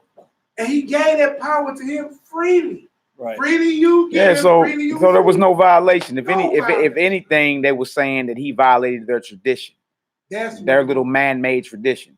Certain things like a Sabbath day's journey. What the mean a Sabbath day? Where is that in the law? These are traditions. You understand? That's all throughout the Old and New Testament. I guarantee he was going home. Yeah. I guarantee it, brother, no nut. He was going home. No doubt. Come on, let's get it. Verse 11. John 5:11. Y'all, let's get it. He answered them. Yeah. He that made me whole, the same said unto me, take up thy bed and walk. Yeah, Messiah didn't even want no recognition for it. That's how humble you got to be when you get out here and start doing this work for real. Be humble, man. I don't need no recognition for it. No need to go Facebook Live when somebody been healed. Don't need to go live on YouTube. You understand? Let people know your power is real. Go and sin no more. You dig? Slide off. But you know how people gonna get. Word gonna get to traveling. Something like that happen. Word gonna get spread. But the whole thing is for you not to take no type of credit for it. Right. All right, come on, Knock, let's get it. Then asked they him, what man is that which saith unto thee, take up thy bed and walk? Yeah. And he that was healed was not who it was. Didn't even know who it was. All right, go ahead. For Yahweh had conveyed himself away. Showing you that he wasn't even dressed apart. He was looking like a common Israelite. Did healed him and look, got up out of there. Incog Hebrew. All right, come on, Knock. A multitude being in that place. There was a lot. So this wasn't a private matter. This was done right in front of everybody. All right, go ahead, Knock. Afterward, Yahweh findeth him in the temple. Ooh, come on. And said unto him, behold, thou art made whole. Thou art made whole. You know what I'm saying? Wilt thou be made whole? He asked him. All right, now you're cured. You've been made whole, right? Go ahead. Where you see him? In the temple. Right. All right. What wicked? There's nothing. There is no. He went straight to the service of God. Yeah, exactly. Straight. Right. Boy, I don't want to do this new power. Yeah. I went to the church. Yeah, I'm going to the temple. I'm going to holler at King, Lord. That's right. He went to the temple. He went to the temple. Right? Wow. Come on, Knock. Sin no more. Lest a worse thing come unto thee. Unless something worse happen unto you. Sin no more, man. Again, so we read in 1 John 3, he that is born of the Most High can't sin because his seed remaineth in him. Whoever sinneth have not seen him nor known him. You dig? These are the scriptures that, you know what, a lot of people who are stuck in their darkness, who love darkness, who are comfortable in their wickedness, you understand? They duck these, right? And Nehemiah used to always say it, you understand? What did the Messiah lie to him? Did he tell him to do something he couldn't do? He told him, go and sin no more, unless something worse happened to you. You understand that so far? All right, let's get into the strategy of this warfare since we have liberated. Luke chapter 4. Yeah, Luke chapter 4. Luke chapter 4, let's read 1 through 15. Luke chapter 4, 1 through 15. Y'all getting some understanding? You like that? Ema Deborah Lee, incog Hebrew. Yeah. That incog Hebrew. You dig? It is what it is. You going, Hebrew? All right, Most High bless you. Thou divine son of the Most High. Hey, you dig? Rejoice and believe. You got the victory, y'all. You got the victory. Most High be with us all. All right. Next, we going to Luke 4. Y'all getting some understanding? Go ahead and throw a 9 up in the chat. Y'all getting some understanding. Throw a 9 up in the chat, man. All right. It's time to level up, y'all. It's time to level up. And we are going to challenge you too. Right. You understand? We challenging ourselves. Yeah. Yeah. We going to do that. You dig? We already, look, y'all, we already praying together. All right. Doing Jerusalem times and all that. You dig? We fasting. We praying. You know what I'm saying? We are boldly proclaiming that we are no longer slaves to sin or slaves to our flesh or slaves to ourselves. We are commanded to master ourselves, master our flesh, and rule our spirits. Why? Because you're a liberated son of Yhwh'S. You're a liberated son. You're free. You understand? You're free. So what you tripping off of? You're a free man, but you realize you're at war. But you realize what? I got the victory, though. Got it. I ain't tripping off whoever. I see my enemy. I got smoke for him. That's it. That's it. I ain't whatever. You understand? We have to stop. You understand? Claiming defeat. Stop it. I don't know. I might have to, every once in a while. Look, like we saying yesterday, y'all better stop watching that pornography. That's something that really got a hook in Israel. Y'all better get that gone. You don't have to watch no pornography, man. You dig? And on top of that, you looking at you men, especially, you looking at another man's nakedness. You know that's off. Yeah. Spur me all that too. Like, I don't look at that part, but now stop it. Stop it. Right. Stop it. It's impossible for you to look at a porno film and you ain't saw the nakedness of the man. Stop it, man. You understand? It's time to level up. You feel me? And conquer these so-called vices. And the only reason they can get the victory over you because you just get weak. You don't want to stand up and fight. You don't want to rebuke that and go into prayer mode. You don't want to do what Messiah did. See that? But it's time to do it.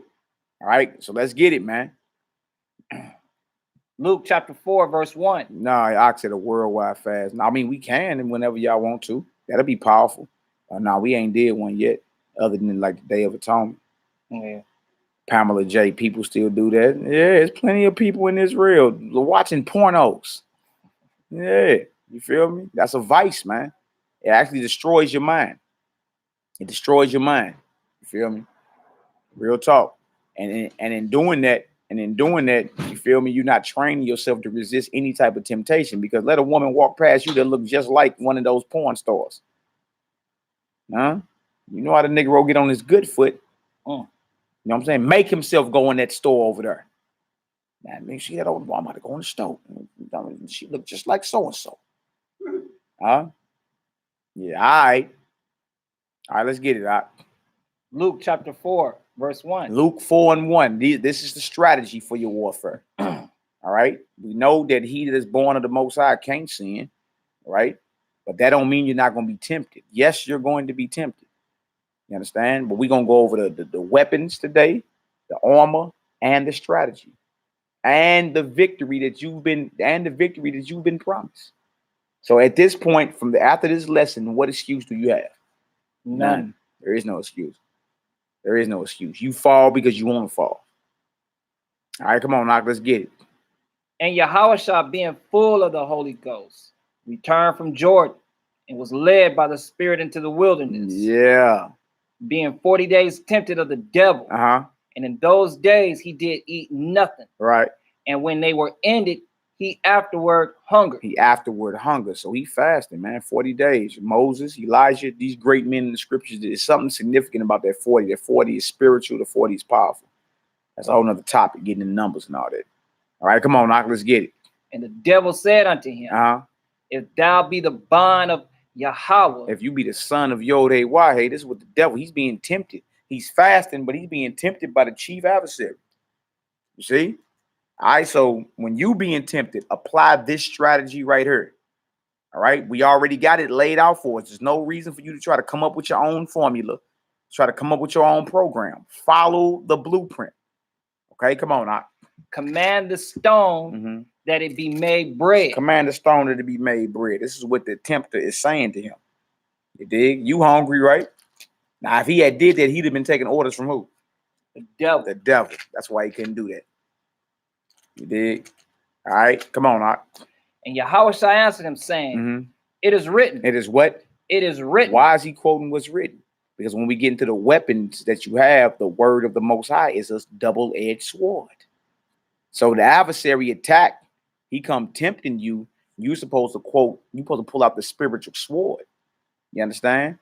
And reply. Regardless if you got a physical Bible or you're just going to call the word to memory. That's usually what you're going to have to do.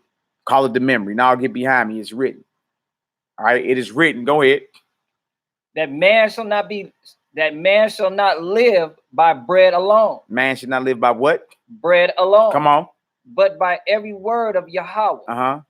And the devil. And also, but by every word of Yahweh, first slice. You feel me? First slice he cut the devil with. That word, that's right there in Deuteronomy 8:3. Man can't live off bread alone, but by every word that proceeded out of the mouth of YHWH. That including the inspiration he give you to do something righteous. All right, come on, Ak, let's get it.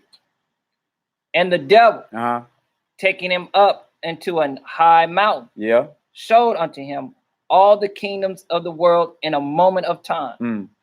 And the devil said unto him, all this power will I give thee. All this what? All this power will I give thee. All this power will I give thee. So he showed him all the kingdoms of the earth, including this one. You understand? That show you that the rulers of this earth are in league with the enemy. Right? Nobody gained power in this earth. Well, whoever you talking about ruling over whatever section of the earth, they all got it from the devil. You understand? Because this is his dominion right now. Right? And the devil was allowed to do that. He gets his orders from the Most High. He's allowed because of sinning. All right? Come on, Ak. All this power will I give thee, and the glory of them.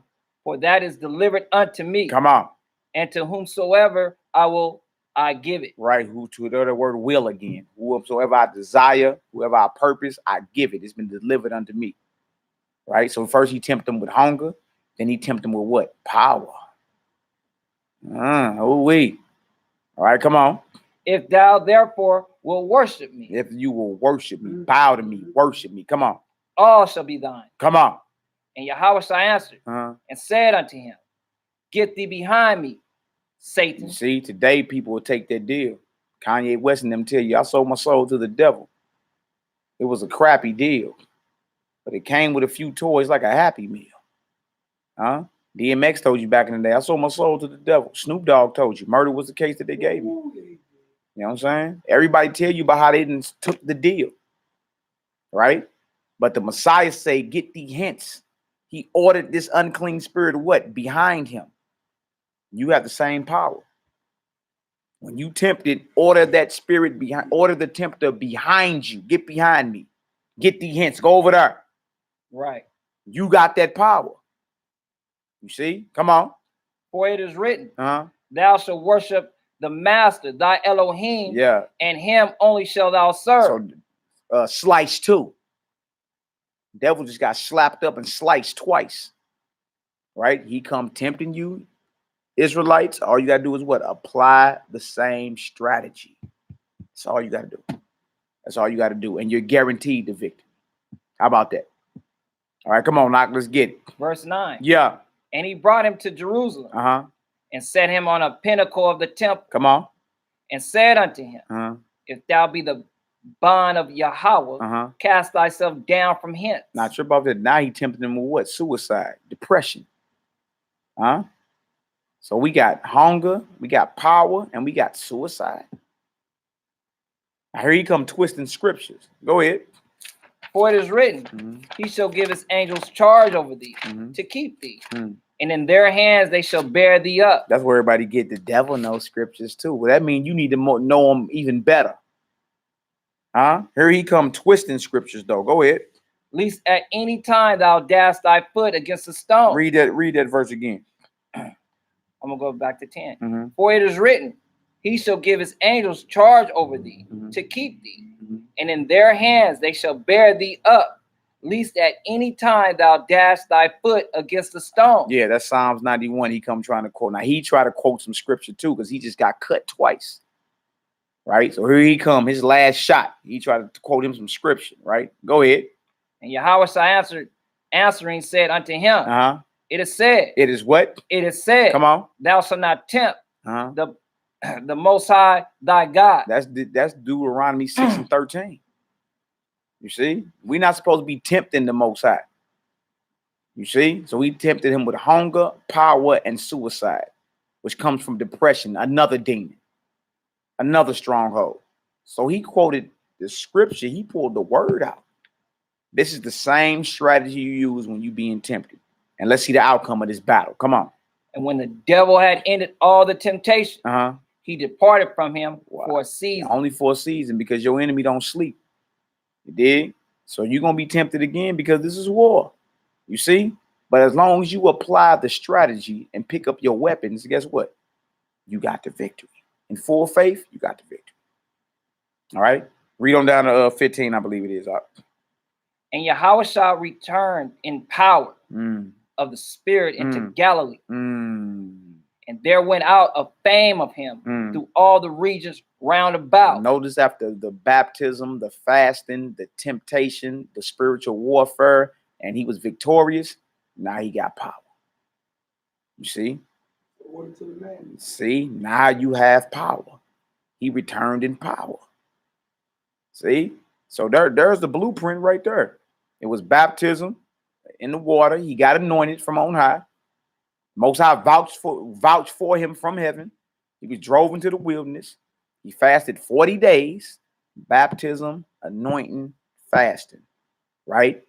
He came out victorious because he applied the strategy and used the weapons that's been here. And guess what? Then he returned in power. Right? When you going to unlock your power, Zion? When? It's right here. It's been here the whole time. When you going to unlock your power? All right, go ahead, Doc. Verse 15. And he taught in their synagogues, being glorified of all. That's it for that. You see? So we see that. Give me Hebrews 4 and 12 real quick. Hebrews 4 and 12. And a witness to that Luke 4, y'all, is Matthew 4. Same story. Same exact story. You got the strategy laid out in front of you. All right? It's time for us to act like and regulate like we are the sons of the living power, man. You feel me? You have the victory. Show up for the battle. That's what this is about. All right? Come on, Hebrew. Hebrews chapter 4, verse 12. Yeah. For the word of Yahweh is quick. It's quick, meaning it makes alive. You feel me? Quickening means to make alive. It's quick. Go ahead. And powerful. And sharper than any two-edged sword. Sharper than any two-edged sword. This word of the Most High. You dig? Whether you're talking about the physical scriptures or the word made flesh, the Messiah, or the word the Most High deliver you to do. Right? All of it's his word. You understand? It's quick. It makes alive. And it's what? Weak? No. Powerful. This is your weapon. All right, go ahead, Doc. Piercing even to the dividing asunder of soul and spirit. That's how sharp the word of the Most High is. It would divide soul and spirit. Both of those are intertwined, but it would divide it. All right, go ahead, Doc. And of the joints and marrow. Dang, from the joints, take the joints or the bones and divide that from the marrow with inside the bone. Wow, there ain't a weapon on this earth that can get down like this. Come on, Doc. And is a discerner of the thoughts and intents of the heart. So it divides soul from spirit, bone from marrow, and it is a discerner of your thoughts and the intentions of your mind. That's a powerful weapon. Why you ain't using it? Why you not using it? Well, Ephesians 6 next. Give me Ephesians 6, 10 through 20. Let's identify the armor and some more weapons. Yeah. You got the strategy. We just read in Luke 4. You got the weapons. We just read one weapon in Hebrews 4. You got the armor. We're going to Ephesians 6 to get the armor and more weapons. And then we're going to get the promise. You see? Yeah, y'all, this is warfare, man. All right? This is warfare. And the beautiful thing about the Most High already prepped us for it. What you have to do is just accept your calling. You feel me? Get them temples clean, man. Get them temples clean. Fast more, pray more. You understand? Time to be eating more healthy as well. You want that power, the essence of the Most High to dwell within your mentals and within your body. Well, guess what? There's a lot of sacrificing that you got to do. You understand? You've been Babylonianized. Everything's backwards. Everything's backwards. You do everything backwards. You understand? And to this day, a lot of our people are slaves to their stomachs. You're a slave to it. You don't never sit up and bang for a few days and say, I ain't eating nothing or drinking nothing. I'm good. People be looking at you like, man, this nigga was crazy. You sure you don't want nothing, brother? I'll buy you something. No, I don't need. I'm cool. Okay. I got food. I'm good though. You feel me? And now you're training yourself to resist temptation, to resist the devil. Because guess what? If you can deny yourself desires or passions such as food and water, dang, what else can you deny when you're tempted? You can deny lying. Yeah. You can deny looking at your brother's wife. Yep. Adultery, lusting. You can deny, you know what I'm saying, grabbing that jar of Vaseline and touching on yourself. That too. That's major in Israel, man. I mean, you sitting there like it ain't true. But a lot of these brothers, man, a lot of these men and women suffer from that. That's a stronghold that's on them. Majorly. That's why he said if your right eye offends you, pluck it out. Right hand offends you, cut it off. Not literally, y'all. Don't go plucking your eyes out and cutting your hands off. It's saying that whatever you got going on that's hindering you from the kingdom, you need to be prepared to cut that out of your life. Right. That's what it's going into. The fasting thing is more than just the food and the water thing. No doubt. That's a denying of self. It is. If you deny yourself, you remove the very element that activates your sin. Paul told you in Romans 7, my battles with my spirit and my flesh. That's right. If I deny my flesh, I practice through physical fasting of denying myself. Then I remove the element that's tempting. I remove the temptating element. Yeah. So I remove my carnal attractions to things. No doubt. So if I ain't attracted to it, I won't stumble over. So if I got in my spirit that I ain't about that trying to cheat on my man's, with his wife, and I fast and pray, you know what I'm saying? I'm on that like diligently. Then even when she presents herself, I could be like Joseph was, but it's not even meant for me to bother with you. You know what I'm saying? And move on. You know what I'm saying? If I've been met to deal with stealing something, well, you know what? I ain't had money all this time, and the Lord always made a way. I don't need that either. That's right. You know what I'm saying? So I think, that fast also plays even larger. It does, bro. It trains you. It trains you to deny self. And then when you're training that to deny self, you're training to rule self. So self can never take charge. God say, I remember, bro say, Kabadi 314 say, I remember when I was with GMS a minute ago, them Negroes was teaching porn was cool. Laughing my, I know. Yeah, them ragtag Negroes is off, man. They teach we gonna be raping little girls in the kingdom too. That stuff is off, man. And that's off. You dig? And if you look up the when they say in Revelations, no whoremonger or something like that, I think it's called in the kingdom. If you look that word up for me, if you can, Nick. The word there is porne or pornos. That's where you get pornography from, man. You understand? No, watching that is evil. And you a man looking at another man. Right. Stop it, man.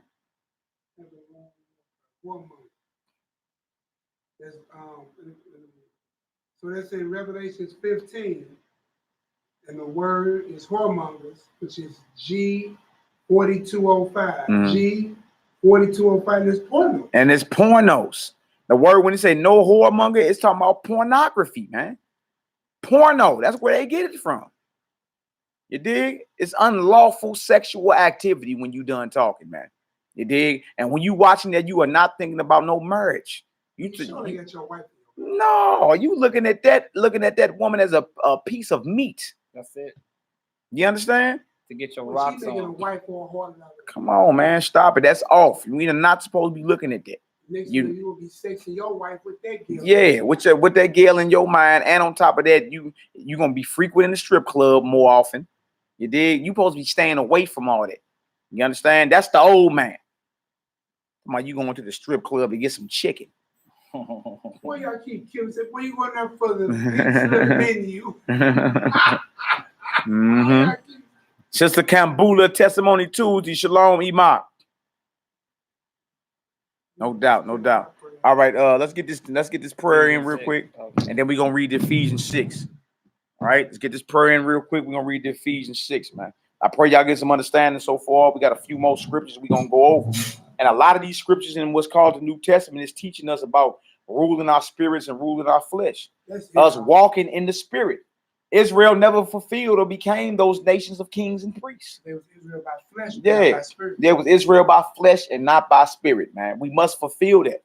You understand? So that we can be called the sons of the Most High, sons of Elohim. Yeah, sons of Elohim. Yeah. That's what he told the women at the well. The day is coming where they're going to be worshiping me or worshiping him in spirit and in truth. And in truth. It say it's flesh and spirit. No. You got it not flesh. You see those scriptures come out and make most sense. Exactly. Per hours, y'all. First hour over in Jerusalem. If you was living in Israel, it's 6:01 a.m. over there. You be just getting up, getting your day started. So of course you be doing what? Praying to the Most High. All right. So let's get it done. Abinu. Shabbat Shemayim. Yid Kadesh. Shimka. Tabo. Malkuteka. Yase. Ratzonka. Kabbat Shemayim. Cain. Ba'aret. Etlakem. Kukenu. Tain Lanu. Hayom. Uslak Lanu. All. Kataenu. Kamo. Shel Sokim. Gam. Anaknu. Lakotim.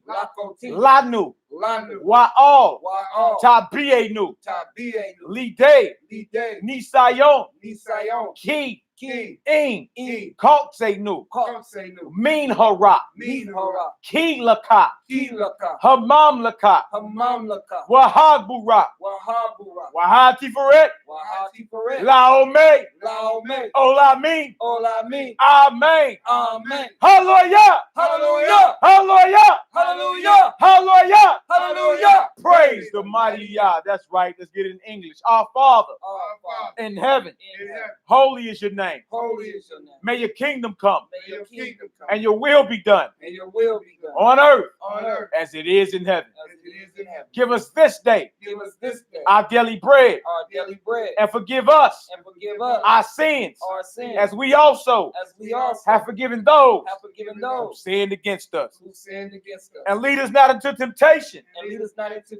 But deliver us from the evil one. For yours is the kingdom. And the power. And the glory. Forever. And ever. Amen. Hallelujah. Praise the mighty Yah. That's right. The name of his only begotten son, Yahoo. Long live the king. Long live the king. All right, next, y'all, we're going to, okay, Most High be with you, Hebrew. Bless. Shalom, worldwide. Nehemiah says, Shalom, family.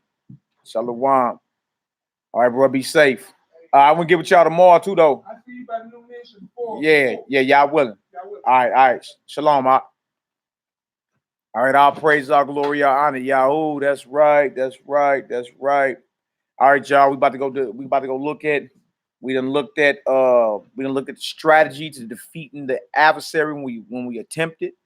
All right, Luke the 4th chapter. We just do what the Messiah did. No matter what you tempted with, apply the strategy. You don't have to do an extra. You understand? Rebuke the devil, quote some scriptures, and go into prayer mode. You dig? And he will flee from you. All right. After that, we identify one of the weapons, which is a sword. All right, which is his word.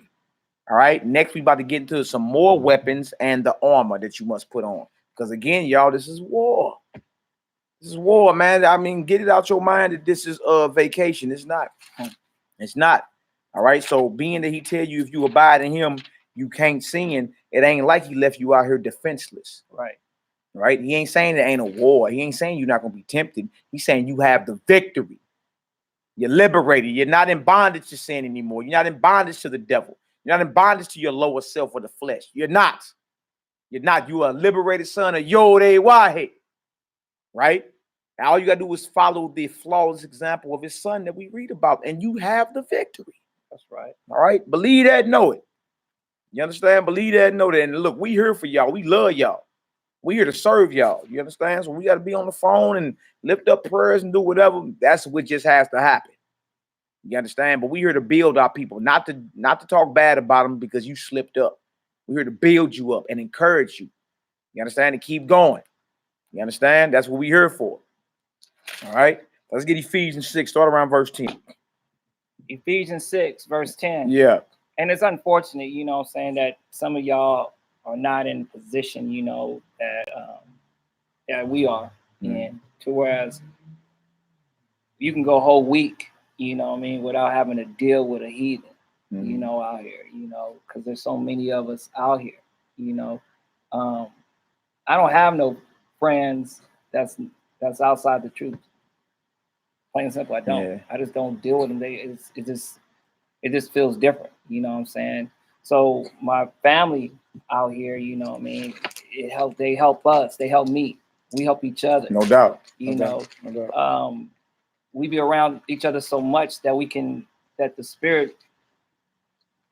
see certain things on our brothers and sisters that they might be going through something, and we might be encouraged to say something to that brother or to that sister, you know what I mean? And we help each other, you know, it's that energy, it vibrates, you know what I'm saying, amongst all of us around here. And it's a joyous thing, you know what I'm saying, to know that if he's watching my back and I'm watching his, you know what I'm saying, we're standing strong together, you know, and we're building each other up. We're in a fight, you know what I'm saying, I got his back, he got mine. You know, shouts out to Yhwh'S when we was at that at the gas station, you know, when I first came out here, battling some Christians and whatnot, you know what I'm saying? That was a beautiful thing. But I said all that to say this, you know, I understand, well, I kind of understand how it might be for some of y'all that are battling alone. And what Mally was just saying, you know what I mean? You guys might be alone physically, but you're not alone spiritually. You're not. You know what I mean? Yeah. And we're here, you know what I'm saying, to help y'all. Call up to the service line and whatnot, you know what I mean? Yep. And just talk, you know, and receive, you know what I'm saying, some good advice, you know what I mean, or we'll just listen.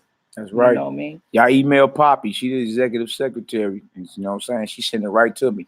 All right, I got some more I got to get in touch with today. I talked to a few today. The more y'all willing, talk to with the rest of y'all. You know what I'm saying? But that's what we here to do. Like, you know what I'm saying? We here to build up a righteous army, spiritual revolution, spiritual soldiers and warriors of the Most High. You feel me? Right. We not here to like to downplay you or talk crazy about you or none of that. You know what I'm saying? We here to help you because we love y'all. We love our family. Period. End of story. You feel me? Shalom, Hebrew. What's the word? All praises. 4 tribe in the building, Hebrew. All right, y'all. So we in Ephesians 6.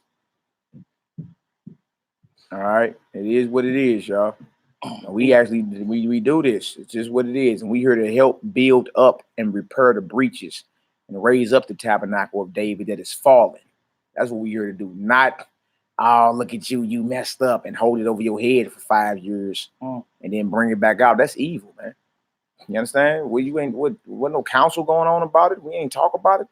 You understand? We ain't help the brother learn so he could be like, you know what, next time I go through that, boy, I'm taking the devil head. You understand? Like David looked at Goliath and say, you don't know what's power in Israel today. David wasn't all timid, like I just a weak man. Look how tall he is and how big he is. And he got 12 fingers and 12 toes. And he almost 10 feet. And I'm 5'2". Nah, in his mind, he like, look, I done killed lions and birds, and this uncircumcised heathen shall be the same.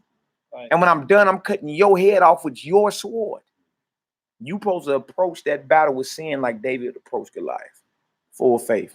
You understand? Most High with me. Can't nothing stand against me. That's how you supposed to be. Proclaim the victory, right? What great fighter get in the ring expect to lose? Nah, in your mind, you like, look, I'm winning. Huh? It's just what it is, all right? So y'all proclaim the victory. All right? We coming, Dread Chapman, in due season, bro. In due season, man. All right, come on, Knock, let's get it. We in Ephesians 6. Verse 10. Finally, my brethren, be strong in the Most High. Be what? Be strong in the Most He High. letting it be known, man. Be strong in the Most High. Be strong in the Almighty, man. Not weak. Be confident and bold in this spiritual warfare. Right? There's no reason for you to be intimidated by any disease or any dark spirit. You got power over that. You understand? Just like anybody you done whoop the brakes off of physically in life. If he walked through this door right now, you'd be like, he gonna get it again if he trip. Right. Not like you said yesterday, Debo coming. Who? Debo. Tuck your chain. No, you don't. The devil don't get treated like Debo. No. And until Craig whooped him at the end. But is that because there's devil around? We ain't got, dang, tuck your chain up. Stop talking about righteousness, man. He might get mad, man. We don't care nothing, man. We don't care nothing about you. You are enemy. Right. You feel me? You come over here tripping, you gonna get cut. That's how we gotta be out. That's how we gotta be. All right, come on, Hebrew. And in the power of his might. So be strong in the Most High and in the power of his might. This truth is power, y'all. It's love. It's powerful. It's liberating. You understand? There's no reason to be afraid. Not one. Not one. All right, come on, Doc. And it's powerful enough to change brothers that you're seeing right now from some. I know I was a wicked person. Yeah, you can speak French. We was wicked. French. You know what I mean? Yeah. Actually, all everybody up in here was wicked prior to this truth, and the power was so strong where it snatched you up by your collar and turned you around, and it changed the thoughts that was in your mind to where as you think about certain things that you used to do, you should have like you should be gagging in the back of your mouth, wanting to vomit. You know what I'm saying? Yeah. Certain things that you used to do, it should be detestable to even think about it. You know what I mean? That's how powerful the Most High is. Verse 11. Put on the whole armor of Yah, that ye may be able to stand against the wiles of the devil. You see, wiles are tricks. Wild. Matter of fact, look at wiles up so we can get the exact definition. But it's a slick williness. You have to put on the armor of the Most High, whole armor, not part armor, whole armor, that you may be able to stand against the tricks of the adversary, because your adversary is crafty. You dealing with that old serpent from the beginning. That's who you dealing with. You know what I'm saying? But that just because he been a trickster from the beginning don't mean he can't be defeated. You know what I'm saying? He ain't got no power over you. You dig? You ain't in bondage to him. You ain't in bondage to your flesh, sin. Nothing. You're not. You understand? The quicker we realize that and understand that we've been freed. We've been freed off the plantation, boss. We've been liberated. You dig? To what the Messiah did, we've been liberated, man. Later for all that, you proclaim the victory, right? Apply the strategy he used in Luke the 4th chapter, and Matthew the 4th chapter. You understand? Use the weapons in Hebrews 4 and Ephesians 6. You dig? And know that you are more than a conqueror. Right. More than it. So that only means it's going to be a close win. You're going to finish him. And then he could be, man, because he's a spirit, he tuck his tail and flee. But he be right back because it's a war. It ain't over. Most High called you to be a soldier, not to play volleyball. You understand? And play with your toes on the beach. This is not vacation. You understand? This is war. The quicker we realize that, the better off we be. Look at the Matrix. Morpheus told them, look, this is war. You understand? There were Morpheus, we can die. He said, true. But why would that be any different than any other day? Right. Why would that be any different than any other day? The quicker we realize this is warfare, the better off we be. And you just accept it for what it is and embrace it. You feel me? And wage a righteous warfare. And if you're doing that, the power that's in you is greater than he that's in the world. All right? Come on, Doc, let's get it.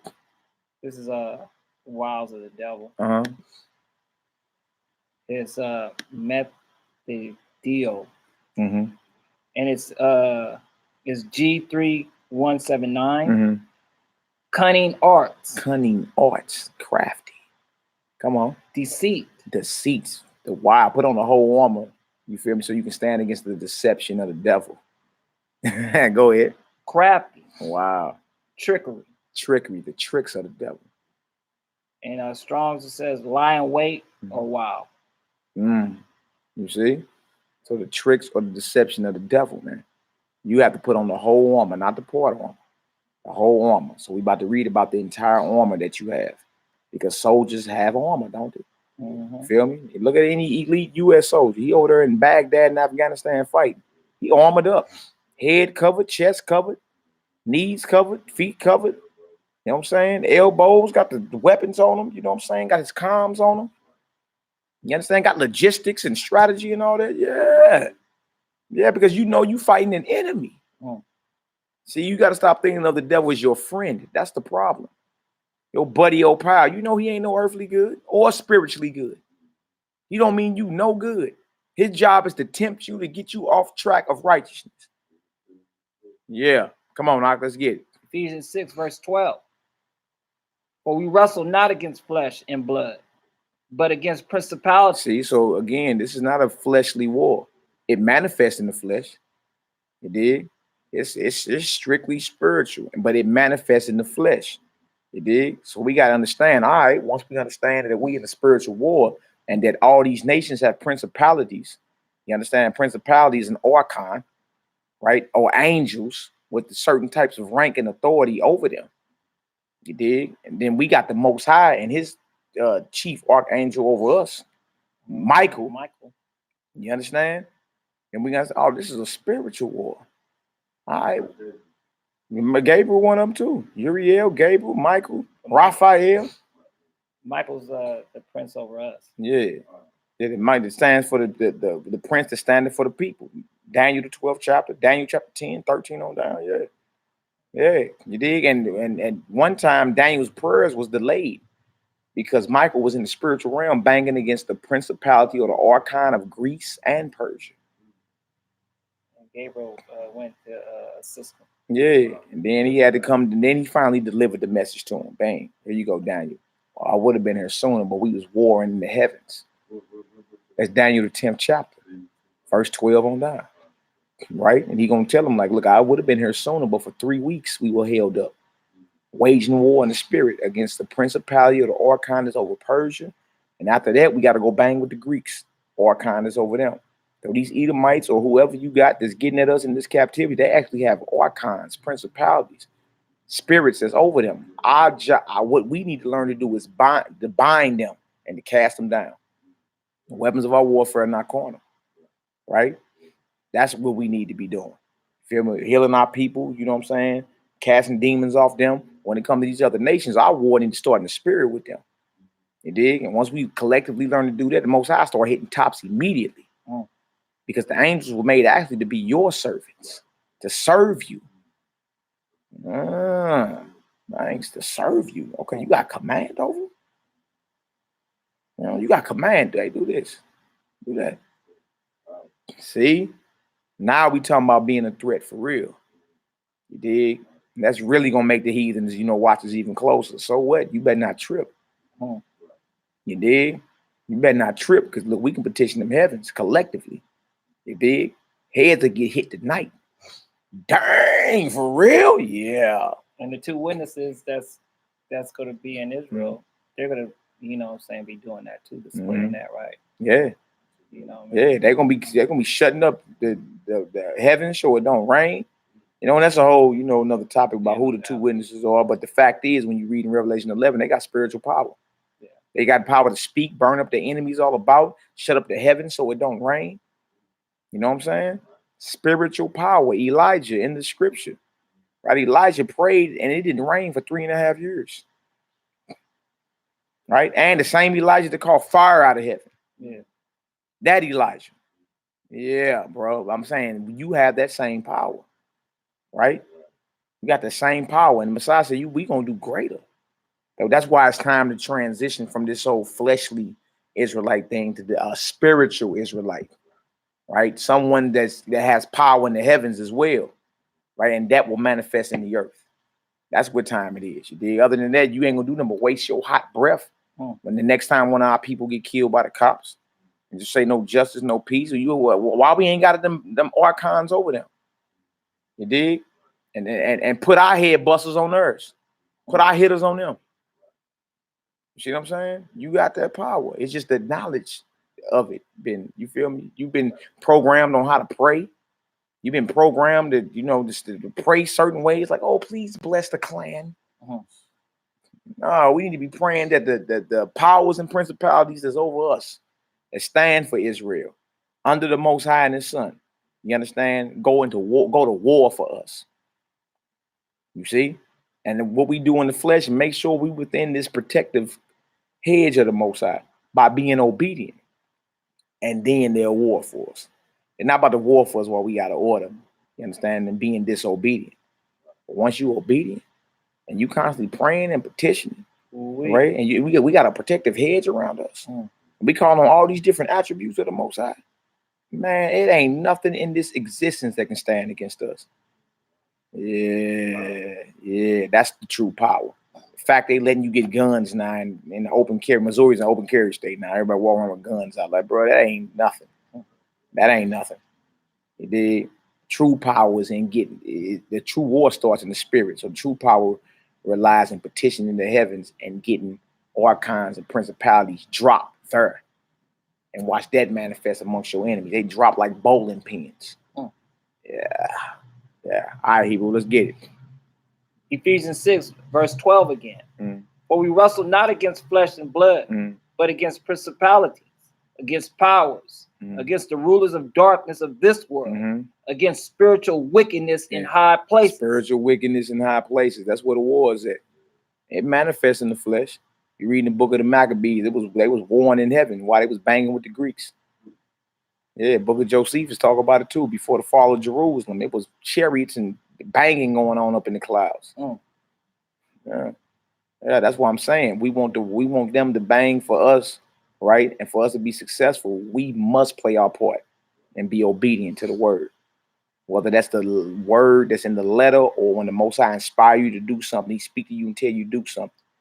It's righteous. Do it. Execute. That's what angels do. Angels ain't got to wait to see something written. Most times they go over there and do that.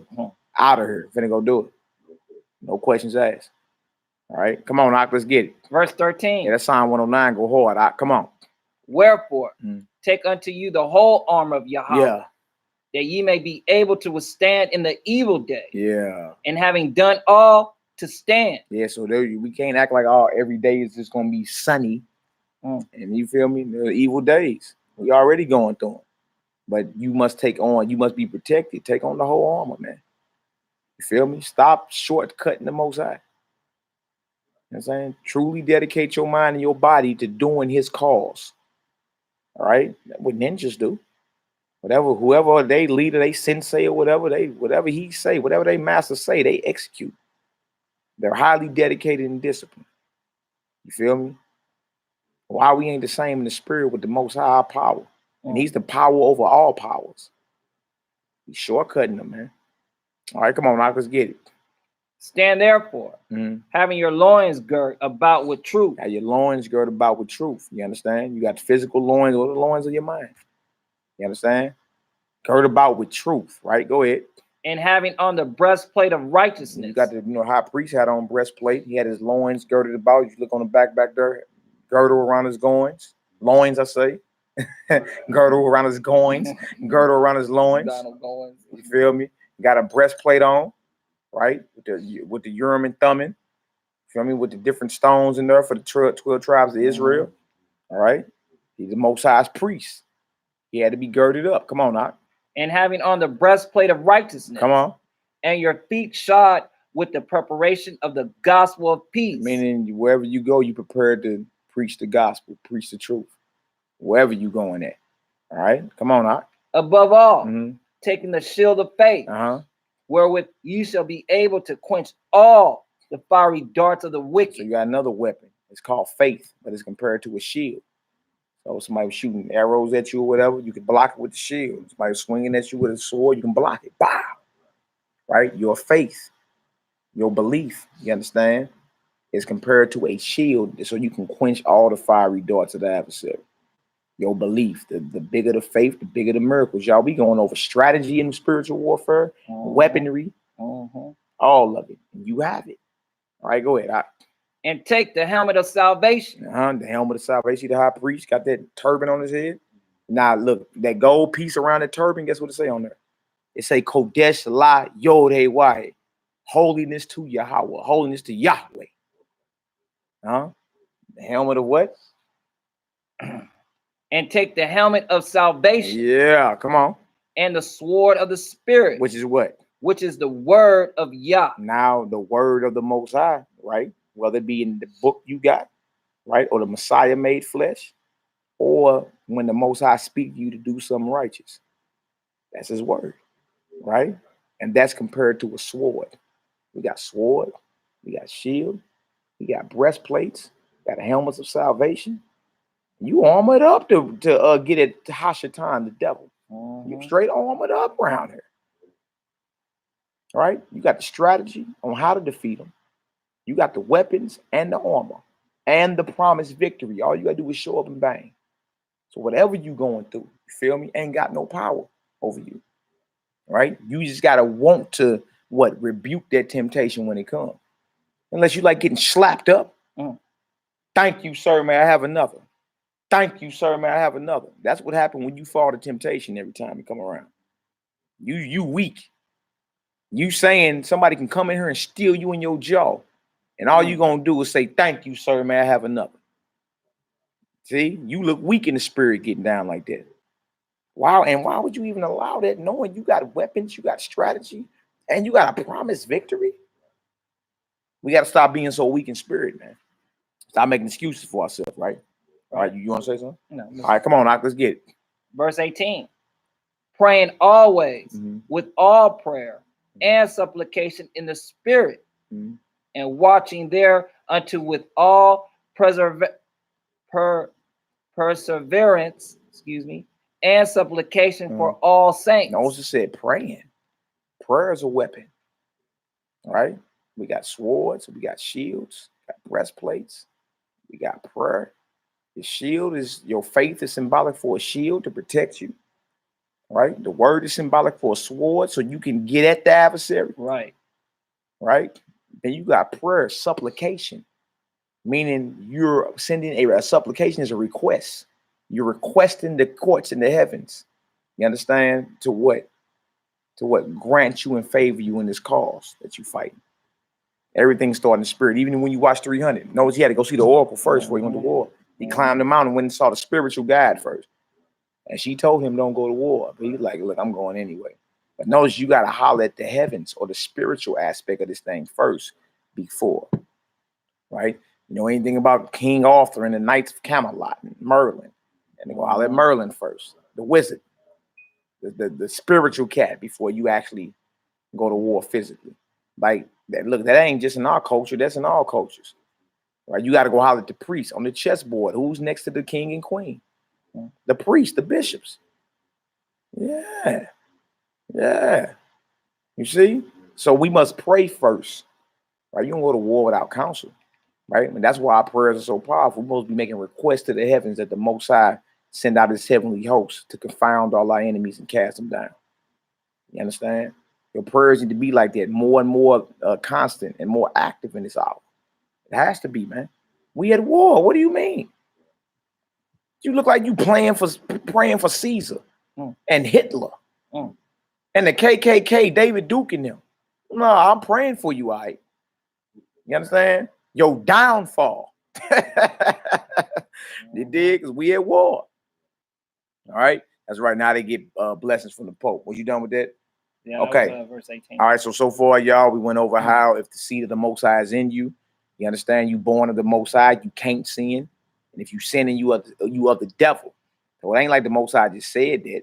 And it's like, well, dang, did he leave me defenseless out here? No weapons. No, you're going to be tempted. He's simply telling you you can't sin because you got the victory in this war that you fighting. The devil will not overcome you, right? If you wage war properly. We got the strategy on how to properly wage war from the Messiah when he was tempted, Luke chapter 4, Matthew chapter 4. He did. When the adversary tempted him, he pulled out that sword, which is the word. And guess what? He resisted the adversary. He fled from him. Only for a season. Yeah, because your enemy don't die. He'll be right back. But that's to keep you constant. That's to keep you always vigilant. You see? All right. Then we just went over the weapons, the sword, right? The shield, the breastplate, the helmet of salvation, and all that's the armor as well. You feel me? So dang, you actually have it.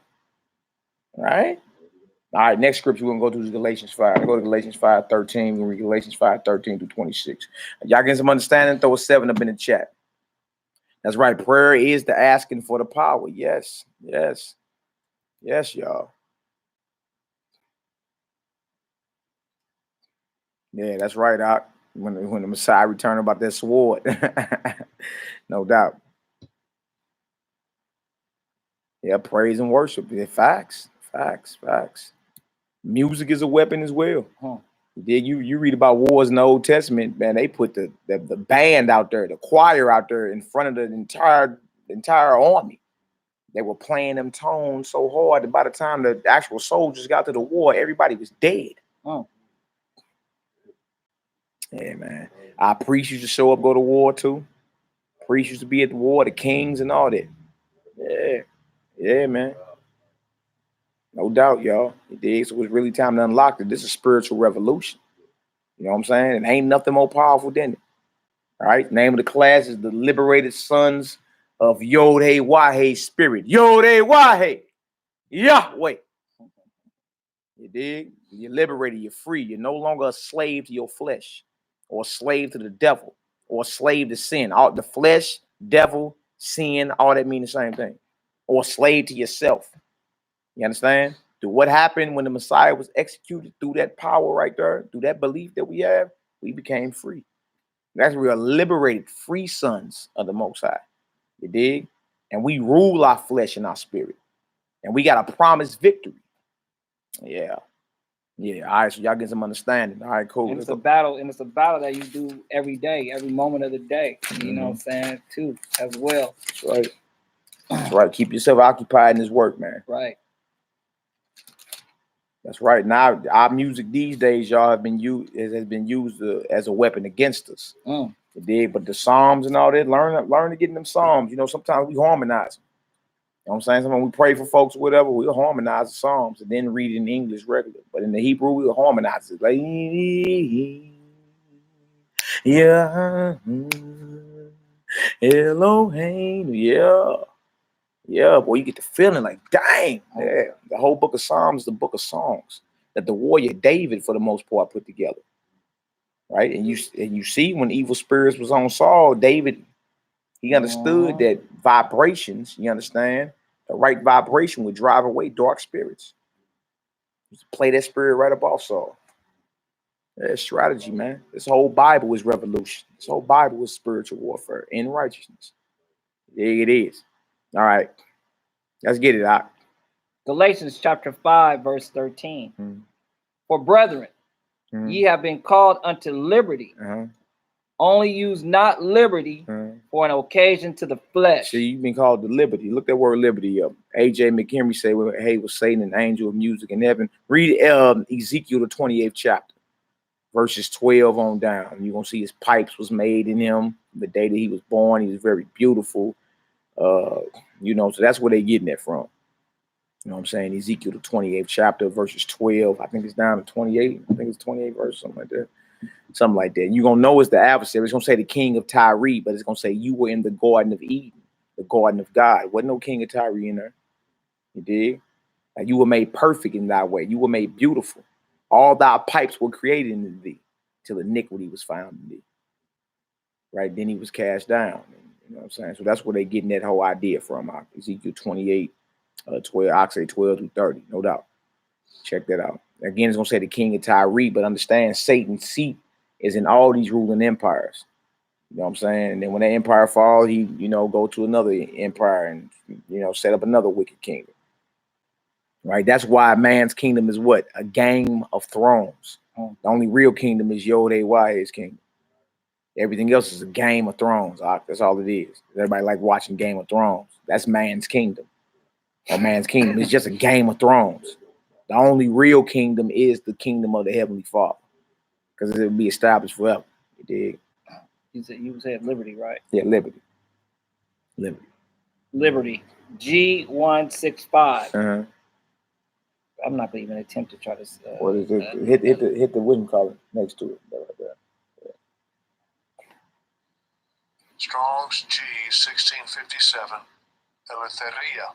Yeah, I feel you. Eleutheria. I wouldn't. Why to butcher that too? What is it? Liberty to do or to omit things having no relationship to salvation. Fancied liberty. License. The liberty to do as one pleases. Yeah, liberty, license, basically freedom. All right, you're liberated. You're free. Like in the aspect and concept of the Bible, saying you're no longer a slave. You understand? To your flesh, to sin, to the devil, to yourself. No longer a slave. You've been liberated. You've been free. Go ahead, Doc. Number 3, true liberty is living as we should, not as we please. That's it. That's it for that. All right, let's get back to Galatians 5. Galatians 5 and using what, 13? I think it was? Yeah. Galatians 5 and 13. All right, go ahead. Only use. I'm gonna start it again. Okay. For brethren, ye have been called unto liberty. Only use not liberty for an occasion to the flesh. See, only so you a liberated son, right? But don't take the freedom that you have in Messiah as an occasion to sin. And when you talk about flesh, for the most part in the New Testament, it's not talking about this, right? It's talking about your carnal mind. All right, flesh, carnal mind, sin, the devil, all of it synonymous. All of it basically mean the same exact thing. So even though you a liberated son of the Most High, you still don't have a license to sin. See what I'm saying? You see that's what the Christianity church do. They take these letters of Paul and say, look, he said we free. We ain't gotta obey. That ain't what he's saying. He's saying, like, look, even though you a liberated son of the Messiah, you're not in bondage no more to yourself, to your flesh, to the devil. You understand? To sin. But so being that you are free, don't try to make up no excuse. Right. You understand? Or use it as an occasion to serve your flesh or to serve the devil or to serve sin. Okay, makes sense? All right, come on, let's get it. But by love, serve one another. By love, guess what? We supposed to be serving one another. We telling everybody in the live chat, we here for y'all. We here to serve.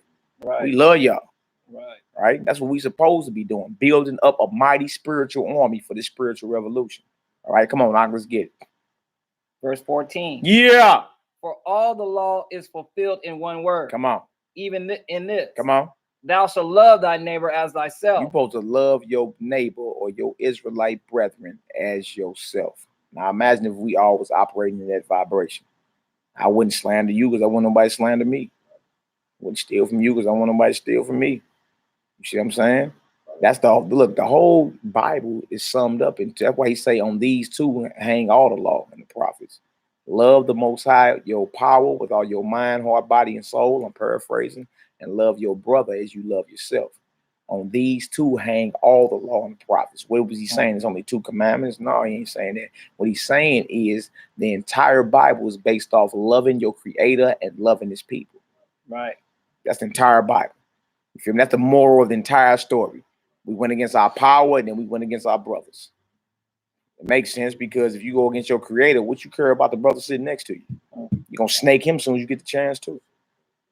All right? So Paul's not promoting law breaking, right? He's letting it be known. This is a spiritual thing. You feel me? Like we supposed to grasp that, and then we supposed to manifest that. The fruits of the spirit in the flesh where we at, or in our reality. You feel me? And people supposed to see that and feel that powerful vibration. All right, come on, let's get it. And that's what happened in the beginning. We went against the Most High's word, and then Cain killed Abel. Yeah. Real talk, bro. Galatians 5. Verse 15. Yeah. But if ye bite and devour one another, right? Come on. Take heed that ye be not consumed one of another. You biting and devouring one another, always arguing. You feel me? Always trying to see who can piss the longest. Always trying to see who got the biggest, best recall and know the most precepts. Biting and devouring one another. You dig? We went over that yesterday, how that actually is what defiles the temple. Yeah. You dig? It's deeper than just the idolatry. That's one of them. You dig? but how we deal with one another, how we speak to one another as brothers and sisters, as husband and spouse, husband and wife. Understand? How you deal with your children. We are liberated sons of the Most High, meaning he done called us to a high standard. All right, that's why I say if you bite and devour, take heed, you mess around and kill each other. Consume one another. Now, how y'all believers in Messiah but still operating in works of the flesh or the fruit of the flesh or sin? How is this still happening? You feel me? Come on, let's get it. Verse 16. Bro, pork all crooked. You ain't Reuben. Go ahead, Doc. This I say then. Yeah. Walk in the spirit. Do what? Walk in the spirit. Come on. And ye shall not fulfill the lust of the flesh. Yeah, that lust of the flesh is the lust of sin, lust of your carnal mind. It ain't talking about this. It ain't talking about this. You did? Wow, little brothers. Yeah, y'all come on in. Y'all ain't got y'all scriptures with y'all? Oh, man. You done left it? Hey, go grab them. Girl, I got 2 more over there. I ain't got that much time now. I'm trying to spend all my time out real quick right here. What time you got to be in, little brother? I got like 10, 20 minutes left. Oh, well, that's cool. You got enough time to get a little script in. And get him a little. Man, is it cool if we take out the package? Yeah, unwrap that Unless you're bit. going to look through it with your X-ray vision. You know, God bless me with that. No, That's what's up, man. No doubt, Hey, little Hebrews was up here early today, man. That's a big old Either we got some of the young brothers around, man. Just came on in, man. Young brothers, we live too, y'all. We live on the camera and all that. They can't see y'all. Sit on down, man. Everybody tripping off you, man. You all good. All right, so look, y'all go to Galatians, man. Open it up, go to the front, look for the book Galatians.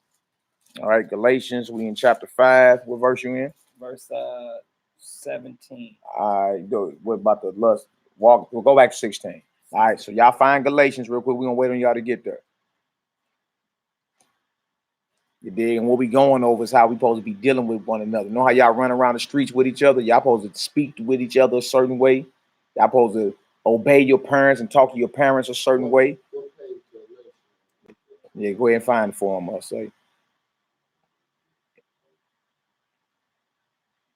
Yeah, a certain way we supposed to be carrying ourselves, young Hebrews. Right. I let Hebrew say, I got about 20 minutes. I let Hebrew on house arrest. He showed me his little monitor the other day. You talk to my DJO. I'll talk to your DJO, man. It's all good. What is DJO? That's the, he on Probation. yeah, Like that. yeah, juvenile officer. You dig? But we'll talk to you as long as y'all coming up here, coming to class. Yeah, for sure. I was his age when I was out there selling crack. Yeah, man. Little jokers. That's what's up, man. I was dealing with these little Hebrews earlier. That's right. All right. So we in Galatians 5 and 16. All right. Y'all, everybody there? If y'all there on the live chat, go ahead and throw a 7. Let's get it done. We got some of the young lions in the building from around here, man. They say, hold it down, young bulls. That's what they saying on the chat. That's what's up. All right. All right, we cool. Everybody there? All right, cool. Galatians 5, start at 16. Let's get it. This I say then. Yeah. Walk in the spirit. Uh-huh. And you shall not fulfill the lust of the flesh. So if you walking in the spirit of the Most High, you won't be out here doing certain things like talking bad about your brothers and them, gossiping, slandering. You feel me? Calling old girl a female dog. I know what female dog is, don't you? You know what I'm saying? Yeah, look at you. You like, yeah, you know what that is, right? It's like it's ways we supposed to deal with each other out here. So the Most High honor us and how we move. You know what I'm saying? You won't. Remember the Father I told you yesterday that love you, and today I told you the Father that put the Son and Moon that love you. Well, He expects for us to deal with each other a certain way. Right. We can't be out here talking that hip stuff with each other. You see what I'm saying? You're supposed to be encouraging your brothers and them to stand up, be righteous, man, do what's right, have each other back out here. You dig? It's a war coming to the streets of America, bro. You feel me? Them cops is armoring up. They just killed a sister the other day down in Texas. Y'all heard about that? A pregnant sister got shot in the face and killed by a Texas police officer. Pregnant. She was like, I'm pregnant. He killed her. Wow. Now, I've been telling y'all, war's coming to the streets of America. It's her. Just because you don't see it in your own little zone don't mean it ain't her. That's why I'm like, little Hebrews, it's time to get together. Loke up. Link up. You feel me? In a righteous manner. The Most High is looking for soldiers, but righteous soldiers. You can't be out here fighting the wrong cause. All right? Go ahead, let's get it. For the flesh lusted against the spirit. Uh-huh.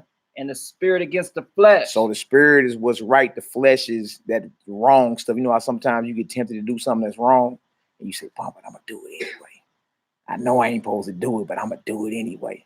That's the flesh. I ain't talking about this. It's talking about your carnal mind. When you are tempted to do something, when the devil whisper in your ear, you probably could break in that car over there. They all gone up there from the shop. You know, the car lot right here. Right? They all gone. Dang, I do need to break up in there and see what's going on. When that's the devil whispering in your ear, that's the flesh. All right. Now, when that happened, you're supposed to be like, "Oh no, get behind me, devil." Because if I'm a thief, I'm not worthy of the kingdom of heaven. You see, you're supposed to tell that voice in your head, "No, get the hell behind me. I can't be a thief and please my God, please my Father." Make sense? Right? Look, you know you've been whispered in your ear before, haven't you? We all have. That's called being tempted to do what's evil. All right. Now, when that happens, you either gonna stand and say, "Oh, hell no, you ain't finna punk me. You ain't finna punk me. I'm gonna do what's right, so I please my Father." Right? Or you're gonna say, "I probably could get away with that." You dig? And one of these times you're gonna break into the wrong car, and somebody gonna catch you slipping. And now, trip about this: if you die doing what's wrong, that's gonna make your Father very angry. He ain't gonna have no part to do with you. See, his consequences doing wrong. That's what I'm trying to tell you. You know, that's why you know DJO and all that right now, right? Because you was doing what? Was you doing right? You was doing wrong, right? Right? And they got you thrown in juvenile, right? Because you was doing what was wrong, even though when you was going to do wrong, you knew you was going to do wrong the whole time. But you was like, "Nah, I'm gonna go do it anyway. I got adrenaline rush behind it," right? All right. So whenever you get that temptation, you supposed to say what? No, you're not about to punk me. If I do that, I'm gonna make my God angry. And if I make him angry, I ain't got nothing coming in this life or the life to come. All right? All right, y'all understand? All right, come on, Hebrew, let's get it. And these are contrary, the one to the other. Right. So that ye cannot do the things that ye would. Contrary mean like adverse, like enemy, right? Like either you're gonna roll with the spirit, what is right, the spirit of the Most High, or you're gonna roll with the devil, the flesh, right? But the spirit and the flesh ain't cool. They enemies. So it ain't like you can be a little bit of spirit and a little bit of flesh. No, you have to choose which side you gonna serve. You see? You gonna have to stand up and be right, young bulls. Y'all gonna have to. You feel me? And get these little jokers around here under the same vibration. We here to help you. It's all good. All right, come on, Knock, let's get it. But if ye be led of the spirit, ye are not under the law. So if you led of the spirit of the Most High, you are not under the law to your flesh, the law of sin, the devil. You ain't up under the devil's dominion. If you gonna stand up and do what's right, the devil can't even control you at that point. That's what that's saying. All right. So you gonna have to learn to know, okay, when I'm being tempted, when the devil whispering in my ear, tell him you ain't about to punk me. Right. You dig? If I do that, I'm going against my Father that loves me. You dig? And if I die doing that, I'm gonna make my Father very angry. You gotta go. Get the hell behind me. And as long as you do that, guess what? He leave. He leave. And you won't even be tempted to do that. Right? And open up them Bibles, jump in them Bibles, read, go pray, ask the Most High to be with you, and he will. Guarantee it. I done did it too many times. All right? Come on, let's get it. Verse 19. Yeah. Now the works of the flesh are manifest. Manifest mean to make known, to reveal. All right. These are the works of the flesh or the works of the devil. All right. They're manifest, which are what? Which are these? Come on. Adultery. Y'all know what adultery is? Like, let's say adultery is, say you got a woman, right? And then RC took your woman. That's adultery. Right? That's adultery. Because she belonged to him. That's adultery. That means you committed adultery and that woman that used to belong to fish right here. It's fish right here. This RC. All right. Yeah, I know you little jokers. I'll be on y'all. Was that funny when he said that? What the adultery is? Nah, that ain't funny. You kind of smiled though. Man. I'm just saying, like you in your spirit, you know that's wrong. Like now I took your woman, right? Trip out how he'll feel. And even when you did it, you felt it was wrong. You did, like, dang, it is kind of weak, man. I shouldn't have been doing that. That's a law in the Bible. It's called adultery. All right. His woman is his woman. Your woman is your woman. And can't nobody take that woman from either one of y'all as long as you live. Y'all understand? That's a work of the devil. Adultery is you taking somebody else's woman. She belongs to somebody. Right. What are you doing trying to take her and mack her and get a number on the low and whisper to her while he ain't looking? Or vice versa. That's evil. We learned it as young men, though. I grew up in that era. We grew up in the era Too Short. Todd Shaw out of California, all he rapped about was taking men and women. He wasn't talking about marriage. He wasn't talking about getting you a wife. You see? So one of the works of the devil is adultery. All right? Go ahead. So if you tempted to take his woman, you already know you're playing on whose side? The devil's side. All right, Fish, you understand it? If you tempted to take his woman, you playing for the devil's side. All right? That ain't cool. The Most High don't like that. All right, come on, Doc, let's get it. Fornication. Fornication. That's unlawful sexual acts like being a sodomite. You know what sodomite is? Being gay. Man on man, woman on woman. That's one example of fornication. Another example of fornication is laying with animals. There's heathens out here to do that. Like have sex with animals. Another form of fornication. You dig? And there's many forms. You really want to know all of them, they in Leviticus chapter 18 and chapter 20. It's unlawful sexual activity that the Most High is not down with. All right? All right, come on, Doc. Uncleanliness. All type of uncleanness. We got clean. We was always a clean people. You understand? That's why it's in you. You be like, dang, I got to take me a shower. I stink. Let me wash myself. You understand? Because we always been a clean people. You dig? We got cleansing laws in here too. Come on, Doc. Lasciviousness. That's extreme wickedness. You know, the stuff you know you really ain't supposed to be doing. Right? Should nobody even have to tell you, you know it's evil. You do it anyway. All right, go ahead. Idolatry. Idolatry is false worship. When I was telling y'all earlier about white Jesus, they so-called church on Sundays, Christmas, bunnies laying eggs for Easter, all this idolatry. Ain't none of that in the Bible. Ain't none of that in the Bible. We ain't supposed to be doing none of that. Christmas, Easter, Thanksgiving, Halloween. The Most High in the Bible got his own days you supposed to worship him. Right. Holy days. Right? The world give you holidays. Right? Most High got days you supposed to worship like or keep like Passover. Y'all know about Passover? Never heard about it, huh? All right. What about the Feast of Unleavened Bread? Never heard of it, right? Well, all these men in the Bible kept these feasts, holy days. They didn't do the holidays of their oppressors. All the holidays that we grew up doing, they all white people holidays. Right. You feel me? Like what you know about Santa Claus? You know he ain't real. You know reindeers don't fly through the air, right? And you know your parents got them gifts for you. And nobody snuck down there and ate no milk and cookies and dropped no gifts, right? So you know it's a lie, right? So why we do it? If it's not in the Bible to do it, why do we do it? To make others happy, right? Now, what if that made your God angry? Would you stop? Yeah. See, that's what he calling us to do. That's why I told y'all, look, y'all sons of the Most High, divine sons, y'all God's sons, all right? And he loves you. So the next step is, well, dang, what he require of me so I can keep making them happy? What you need to do is stop doing what the world is doing. A lot of our grandmamas and them in church on Sunday, that ain't the Sabbath day. They bow into a white Jesus, that's an idol. They keeping these false holidays, that's evil. That's idolatry. That's why I tell you, it's a difference in what we own and what they do up in that church. You see? Because they ain't going to talk like this up in the church. They probably scared of y'all. Tell the truth. Them little weak pastors probably scared of y'all. You feel me? But they ain't going to sit down and go through these scriptures with you. You feel me? And show you that you royalty, man. All right? What else to say? Witchcraft. Witchcraft, man. Ouija boards. Ouija boards, stay the hell away from that, man. That's real. That's demonic possession. All right? I grew up in the time, y'all ever heard of Bone Thugs and Harmony? Bone, Busy Bone and all them? Look, they had a song called Ouija, Are You With Me?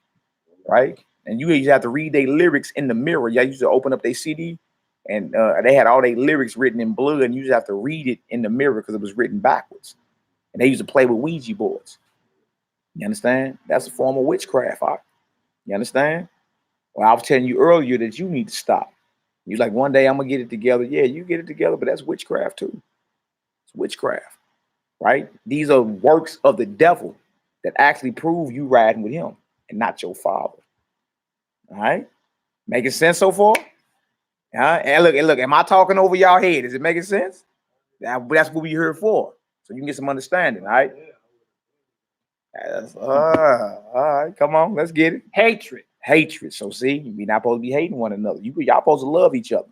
That don't mean February 14th love. Valentine's Day. That means you keep the commandments with each other. You love fish by not stealing from them. You love fish by not killing them. You love fish by not bearing false witness, talking crazy on his name. You understand? You love fish by not coveting what's his and vice versa. Coveting means you want what's his. Not like you gonna get your own. No, what you got, I want it. You see? That all that causes hatred, right? So to keep the commandments with each other that's what the love is. Like I love this brother. I'm not gonna bear false witness on him. I'm not gonna covet with his. You understand? I'm not gonna kill him. I'm not gonna steal from him. I'm not gonna commit adultery. I'm not gonna take his woman or his women. I ain't gonna do none of that because I love him.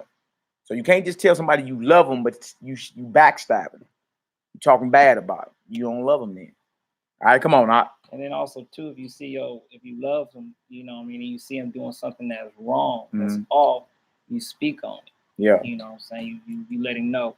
Variance, emulations, all type of, just all type of stuff. Like y'all in competition to be better than the next. Variance, y'all at difference with one another. Y'all ain't no competition, man. You feel me? If you hurt, I'm hurt.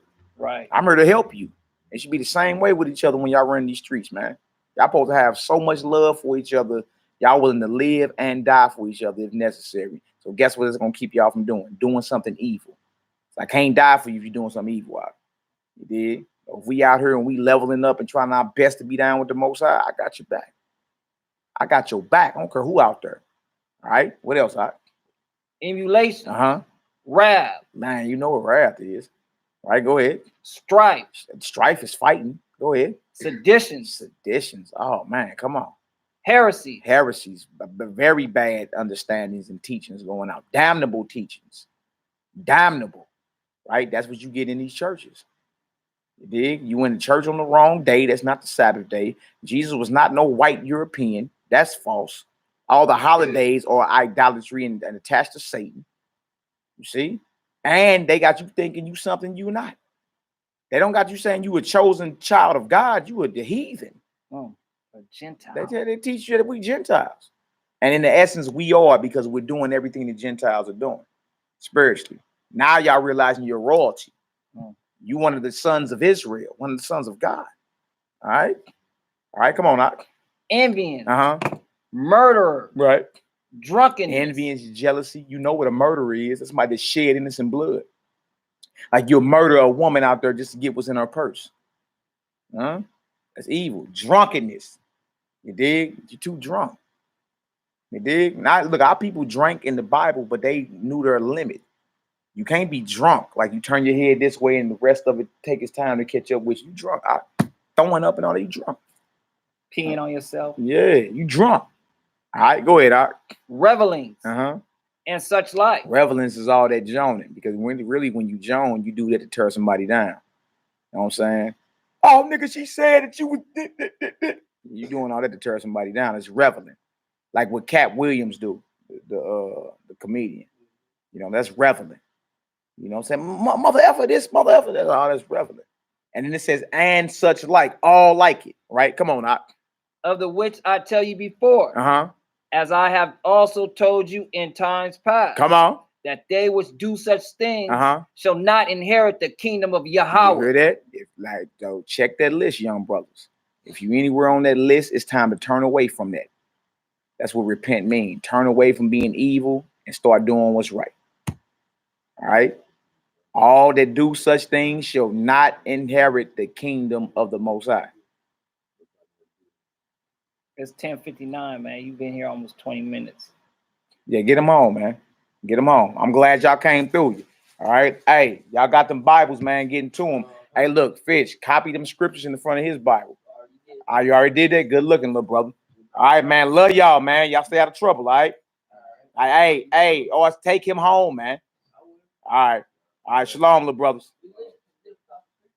Hey, Sakori, get them the YouTube information. All right. Yeah, they probably got phones. Give them the YouTube. Lord, yeah, them young bulls came up in here, y'all. I was on them little jokers earlier today, man. That do my heart good. You know what I'm saying? Do my heart all praises, man. Well, they gonna be out here, man. You know, man, like how they was terrorizing the neighborhood. They gonna terrorize the neighborhood. You know what I'm saying? With this word. Yeah. Well, them little jokers I told y'all we was outside boxing with. You dig? And racing, and you know what I'm saying? Yeah, that's them little jokers. If Gideon listening, that's them little jokers, man. You know what I'm saying? All praise. I gotta say something. Yeah, go ahead, man. This little fish right here, y'all. Yeah, it's a little fish, man. A little joker. Out there, little joker. He probably, if he 14. If he 14, you did. Them little jokers, man. The joker got an ankle monitor on and everything. I gotta talk to his DJO, his juvenile officer. You know what I'm saying? So he can start coming up here and sitting in on class or whatever. And talk to his mama too. You know what I'm saying? Let it be known it's all good. Yeah, hallelujah, man. So we out here for the youngsters, man. I want all of them. You know what I'm saying? These bootlegging preachers scared of them. I want all of them. Every last one of them. You know what I'm saying? I remember when I was a group home counselor. Yeah, I was a group home counselor, y'all. Mm-hmm. You know, I got out of prison and my brother helped me, you know, get a job or whatever. And I used to I used to have to go do interviews with the children at juvenile halls and stuff like that. And I used to tell the probation officer, I want your worstest child. You know what I'm saying? I was like 22, 23. Actually, I was 23. And I said, I want your worstest child. I was fresh out of prison, probably almost a year out of prison. And I grew up, you know what I'm saying, in juvenile halls and group homes and stuff like that, or whatever the case may be. And I remember, you know what I'm saying, all those my little partners, because I used to call them my little partners, man. You know what I mean? I used to have to take them to malls and movies and stuff like that. I used to tell them, you know, whoever, you know, asks, tell them I'm your big brother. You know what I'm saying? I'm your big brother. And just seeing him and knowing what he's going through and whatnot, you know what I'm saying, just brought me back into that. You know what I mean? We can't be afraid of the short legs. No, you know man. We can't be afraid of them, man. We have to be approachable. We have to, like how you be doing, you know what I'm saying? And once you do that, once you start speaking to them, you know what I mean, they'll start coming to you, you know, because they want that water. They ain't never heard this before. They ain't never seen a grown up, you know what I'm saying, coming to them that they don't even know and talking to them, you know what I'm saying, with compassion, with love, and with respect and stuff like that. You know what I mean? I'm doing it now with my neighbor. Yeah. He's probably about 5, but hey, I'm still doing it, yo. No doubt. No doubt. You know what I mean? You dig? And the crazy part is, man, when I seen them little jokers, I didn't have to say, hey, you stop this, don't do this. You dig? I simply told them the truth, man. You understand? Your father that put that sun up there in that sky and got that moon in rotation love you. And you one of his sons. Yes, you one of God's sons. You dig? Them little jokers been coming back around every day since then. They're thirsty. I put something in. Instead of trying to snatch something out of them, I put something into them. You dig? See. You know what I'm saying? Gave them some living water. They can't been popping back up. You know what I'm saying? Now when they pop back up, now that they understand who they are in relation to the Most High, now they like, well, dang, what I need to do. See, now the next question is, what I need to do to please him then? I want to make him angry. I want to be on his good side. See, it's far more productive. And they're saying, little nigga, do this, do that, shut up. Don't they gonna be like, yeah, all right, whatever. I'm about to light this up while you talking. I ain't tripping off nothing you talking about. You understand? But we should seek to put something into them. You feel me? And if they thirsty, they gonna come right on back. That's what they just did. I thought that was Ruben pulling up. You know what I'm saying? That's a little RC and fish. RC barely old enough to drive. Yeah, I'm like, what? I'm like, dang, man. You know what I'm saying? Yeah, you gotta put something into them, man. You feel me? That's what you do. Don't seek to turn that out of them, put it into them, and they gonna keep coming back for more and more water. Yeah, you gotta invest in them. Yeah, man. Let them little brothers know you love them, man. They don't hear that all the time. You feel me? They leave about it feeling good. That's what they gonna be talking about. You hear me? Get home, mama like, boy, what kind of book is that you got? Oh, brother, Maccabee up there gave me a Bible. Maccabee? What? By where at? You know, it's a new church right there on the church. You going up? Yeah, come on up here and rap. I'll rap with your mama. I'll rap with your daddy, your uncles, and all them. You did even your DJO, your juvenile officer. You got that ankle monitor on your ankle. You got that on there because you what? Because you was doing right. Nah, what? Doing wrong. Yeah, he a little slickster. You know what I'm saying? We having the whole crowd. He influenced the whole crowd over here. Little joker. You dig? But that's how we got to be, man. You know what I'm saying? And again, let them know you love them. And you heard from I got your back as long as you're doing what's right. Oh, okay, bet. All right, so that's what time it is, man. Yeah, that's right. That's right. All right, they'll be like Pastor Maccabee. Nah, man, y'all going off, man. Pastor! Man, Fish over here. Yeah, that's these little brothers' names, man. Truly craving mentors and father figures. They need all of the kings of Zion. Help them. It will help the kingdom, no doubt. You got your soldiers right out here in the streets. Why these pygmy eating pastors scared of them? We gotta be fathers to the fatherless. You know what I mean? That's what the scripture says. Yeah, that's what time it is. You understand? Father to the fatherless. You understand? They be there to comfort the widows. You know what I'm saying? Comfort them. You dig all that, man. Not rub on their leg. No. Become a brother instead of a husband. Ain't nothing wrong with that. Be a brother. No doubt. You know what I'm saying? Negroes be so quick. You know, I can have multiple wives and nigga, you just trying to please your flesh. That's it. Why just be a brother, man? You know what I'm saying? Someone they can call on if they need someone. They need to talk some scriptures or need to heal and get some things off their chest. What's wrong with that? And he said widows, you know. Now if you have a man or whatever the case may be, how your man called. Yeah, you know? We definitely that definitely worked too. Or be on the phone, you know what I'm saying, have your man on the phone in the conversation and stuff like that, you know. It's all good, man. So look, we all good. Go ahead, let's finish this off, man. Let's finish this off. We've been going 2.5 hours. We'll do a part 3 if needed. I think I want to end this with Romans 8, though. All right, go ahead. You want me to go all the way down to go? Yeah, right? We gotta hit the fruits of the spirit now. But the fruits of the spirit is love, joy, peace, long suffering, gentleness, goodness, faith, meekness, temperance. Come on. Against such, there is no law. There is no law. Now, these are the fruits of the spirit, right? Fruits are byproducts of seeds. Seeds have been planted. So fruits of what spirit? The set apart spirit. They call it the Holy Spirit. All right. Now, that's why I said earlier, if the seed of the Most High be in you, you can't sin. Against such, there is no law, because the seed was planted and it produced fruit: love, joy, peace, long suffering, gentleness, goodness, faith, meekness, temperance. 9 fruits, right? Against such, there is no law. So if you operating, you feel me? If the seed of the Most High has been planted within you, you dig, and the increase came, and the fruits, all these 9 fruits have grown from that one seed, then you vibrating in that vibration, guess what? You're not sinning. Right. There is no law.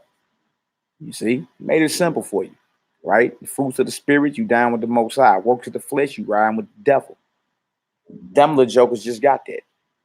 Real quick, we should be able to explain it like that. Not be all the way off on Saturn or Mars somewhere. You dig? No, break that down so they can understand that. You feel me? So then they can make a decision on how they need to live their life. All right. So if you operate in the fruits of the spirit, that's saying that the seed of the Holy Spirit or the seed of the Most High was planted within you, and it grew into fruit. Right. And this is what fruition, and this is what we apply. Against such, there is what? No law, meaning you're not sinning. So if the seed of the Most High be in you, you can't sin. You've been born of the spirit. You feel me? You can't sin. That's what it's going into, right?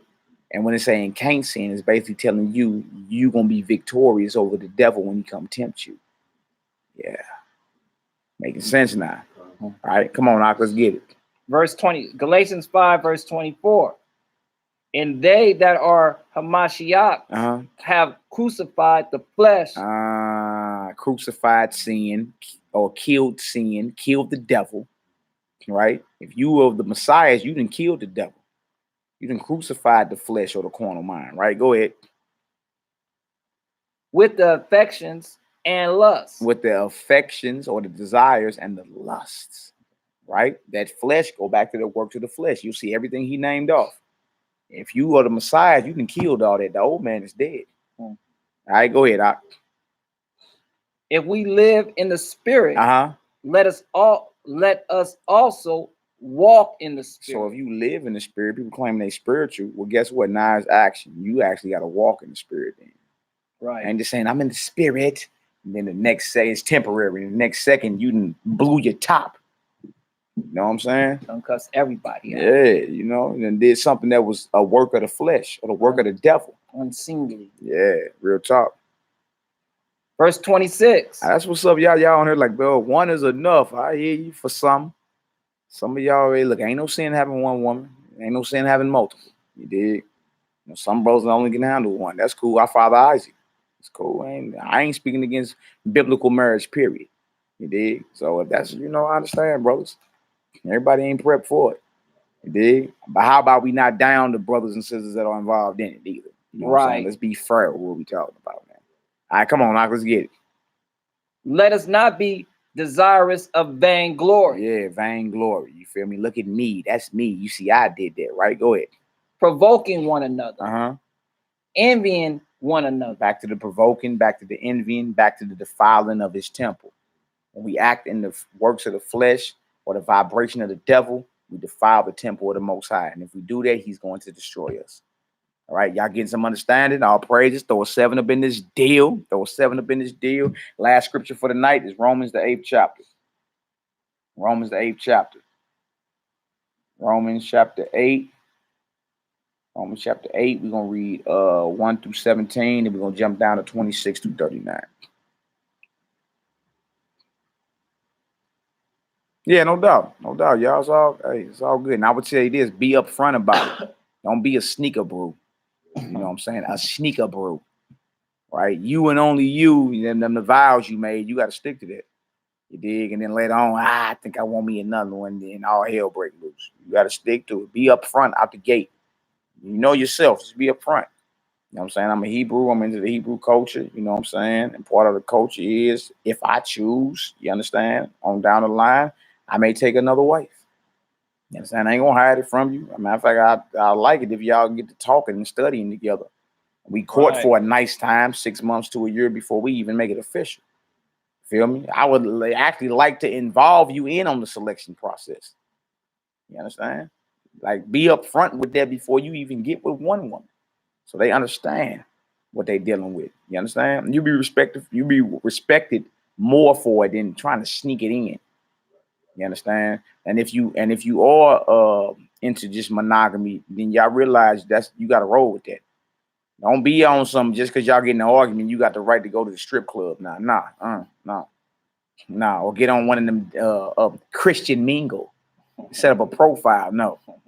Rock, you stood on it. Those were your vows. Stand on it. You know what I'm saying? Stand on it, man. Or give the woman your ring and your staff. Yeah, like Judah Genesis 38. Boy, he came out all of his ring, his signet, and his staff. Did he, boy? He did. Yeah, Christian mingle. He did. Be real, man. We ain't gotta, you know what I'm saying, like lie about nothing. You dig? And if it ain't for you, it ain't for you. Yeah, no doubt. He being one flesh. But look at the word up for wife. It's actually plural. You know what I'm saying? In that Genesis, when you get into the Hebrew, it's actually plural. You know what I'm saying? It's not Isha, Ayan, not Ayan, Aleph, Shin, Hey. It's Shet. It got a tav at the end of it. You understand? So, you know what I'm saying? Plurality was there too when you look into the language of it. I'm talking about Genesis 2. They should become one flesh and all that. You're talking about the woman was brought, you look it up, it's actually plural. So the possibility has always been there. But it's all good, man. It's all good. Not trying to, force nobody any other way. Just stop trying to call something a sin that ain't in the Bible. That's the whole point. Right. Yeah, I mean, it's not a sin. You dig? So let's not be caught making up sins like the Christian church. And then we know better. All right. Romans 8, let's read 1 through 17, and then jump down to 26 on out, and we're going to close out. Romans chapter 8, verse 1. No doubt, Dread. You know your situation, brother. No doubt. No doubt, bro. And look, I'm definitely gonna tell everybody, look, move in wisdom. Move in wisdom. You feel me? Everybody ain't ready for that. Just move in wisdom and be up front. You dig? Now we are calling each other kings and all that. You dig? You a king, but you sneaking. You a sneaker bro. Nah, that's off, man. That's off. Be up front. All right. That's right, dang. No, my brother from Israel, Dread. I'm from Arkansas, but living in Utah Valley comes from Psalm 23. Okay. All right, let's get it. It's Romans the 8th chapter. We're going to end it right here, and then we're going to come in with a part 3 on another day. You know what I'm saying? But again, y'all, we liberated. We're not slaves to the devil, a.k.a. our flesh, a.k.a. sin, a.k.a. ourselves. You've been made free. You understand? And if you're free, your job is to rejoice and believe that you have the victory. All right. We went over how the seed is in you. You can't sin. Seeds produce fruits of the spirit. Against such there is no law. That brings that scripture more into understanding now. You dig? And it's not saying you're not going to be tempted, but it's saying when you tempted, you got a guaranteed victory. We went over the strategy. You understand? Luke the 4th chapter. When you tempted, what you supposed to do what the Messiah did. All right, pull out that spiritual sword and cut the devil and leave him leaking. You understand? Then we went over the armor and some more weapons, which included a sword, a shield, which was symbolic for your faith. The sword was symbolic for the word. Righteousness was symbolic for your breastplate. You understand? And also prayer, supplication, petition in the heavens. Right? You have the victory. May the Most High bless you for your support, my sister. Then you got the victory. All right. So then we went over Galatians 5 and let it be known like the flesh and the spirit are contrary. In other words, the Most High and the devil ain't cool. Right. You know what I'm saying? And if you are operating on the devil side, you won't see the kingdom. All right. So this last scripture we're going to right now is going to show you that you have a promise from the Most High, that you are more than a conqueror. All right. So we got what? We got the weapons, we got the strategy, we got the armor. You understand? And we have a guarantee. And that's what it means by you can't sin, because guess what? You got a guaranteed victory. You simply apply what the scriptures say. You feel me? And that's how we simple this thing down so people can get some understanding. Right? And that's what most of the New Testament is about. You feel me? Operating in the spirit, leveling up. All right? All right, come on, Knock, let's get it. Verse 1, Romans 8, verse 1. Yeah. There is therefore now no condemnation to them which are in Hamashiach Yahweh, yep, who walk not after the flesh, not after sin, not after the devil, right? Come on, but after the spirit. But after the spirit, after righteousness. You know what I'm saying? On the side of the Most High, there ain't no condemnation. If you are in the Messiah, if you've been born again, you dig? You got a clear victory over sin and the devil. There ain't no condemnation for you. Right? Come on out. For the law of the spirit of life. Hold on. So the spirit has a law? The law of the spirit of life? Come on. In the Messiah have made me free from the law of sin and death. The law of sin and death is symbolic for flesh, the devil. See? You see the contrary. The flesh and the spirit are contrary. Because one is the law of spirit and life, or spirit, right? And one is what? The law of what it say? Sin and death. No, the spirit and the flesh. It's all symbolically saying the same thing. The law of sin and death, the works of the flesh, the devil, you dig? All of that. Iniquity, all of it. That's the law of sin and death. But what has made me free? Remember, this is about being liberated, free. You see? You're free from the law of sin and death if you're operating under the spirit of the Most High. And the seed being you can't sin. And you're producing what? Fruits of the spirit. Yeah, you liberated sons of Yahweh's spirit. Yhwh'S. All right, come on, Hebrew. But what the law could not do, in that it was weak through the flesh, the Most High sending his own son in the likeness of sinful flesh, and for sin, condemned sin in the flesh. You feel me? So what the law couldn't do. I said, dang, what the law couldn't do. Hold your spot. Go to Hebrews 10 for me, read 1 through 4. We'll see. We'll see. It was something that was being done called deeds of the law that didn't do nothing to reform your conscience. What couldn't it do? Hebrews 10. That's right, too. Y'all operating in righteousness. Y'all chill out here. Stop being distracted on the comment board, man. Hebrews 10, read 1 through 4 for me. For the law, having a shadow of good things to come, and not the very image of the things, can never with those sacrifices. Never with those sacrifices. So it said what the law couldn't do in Romans 8, right? What it couldn't do. Now we got never. When the law having a shadow of good things to come, right? And not the very image, could never with what? With those sacrifices. With those sacrifices. This is what the law couldn't do. Come on. Which they offer year by year. Which they offer year by year. Man, constantly. Come on. Continually make the comers thereunto perfect. It couldn't make those that were bringing the sacrifices to the priest to offer. It never made you perfect as pertaining to the conscience. Feel me? Because you know, like, if I go off, I got something to sacrifice for. But the thing about Messiah is he only sacrificed once. You don't got a continual sacrifice to keep going against the Most High. You dig? You don't got that. He only sacrificed once. So if that's your belief and you've been born again in the spirit, yeah, you got to stand up and walk straight.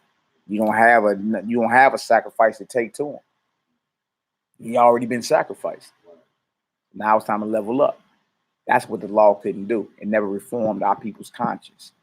The law of sacrificing what the priest did, right? Yeah, it ain't saying you don't keep the commandments and violate the Sabbath, and now you can murder and kill and commit adultery and be an idolater and eat what you want. That ain't what Romans 8 was talking about. What the law couldn't do is what we're reading right now, right? It could never make the comers thereunto, those who were bringing the sacrifices to the priest, perfect. Come on. For then would they not have ceased to be offered? Because that the worshipers once purged should have had no more conscience of sin. Yeah, because if the slaughtering of bullocks and goats was about purging your conscience, then you wouldn't have had no more conscience of sin once you brought one sacrifice. Right. You would have been reformed by bringing one sacrifice. But guess what? Every year we were bringing sacrifices. See, this is what the law couldn't do. Yeah, come on. But in those sacrifices, there is a remembrance again made of sins every year. So it's a remembrance because every year you're doing the same exact thing. So there's a remembrance of sin. You see? Not like I brought one sacrifice and that's it. I'm reformed and I'm born again. I ain't doing that again. Now it's like, oh, okay, that's all I got to do. I'm going to keep sinning. What you mean? Right? This is what the law couldn't do. All right, come on.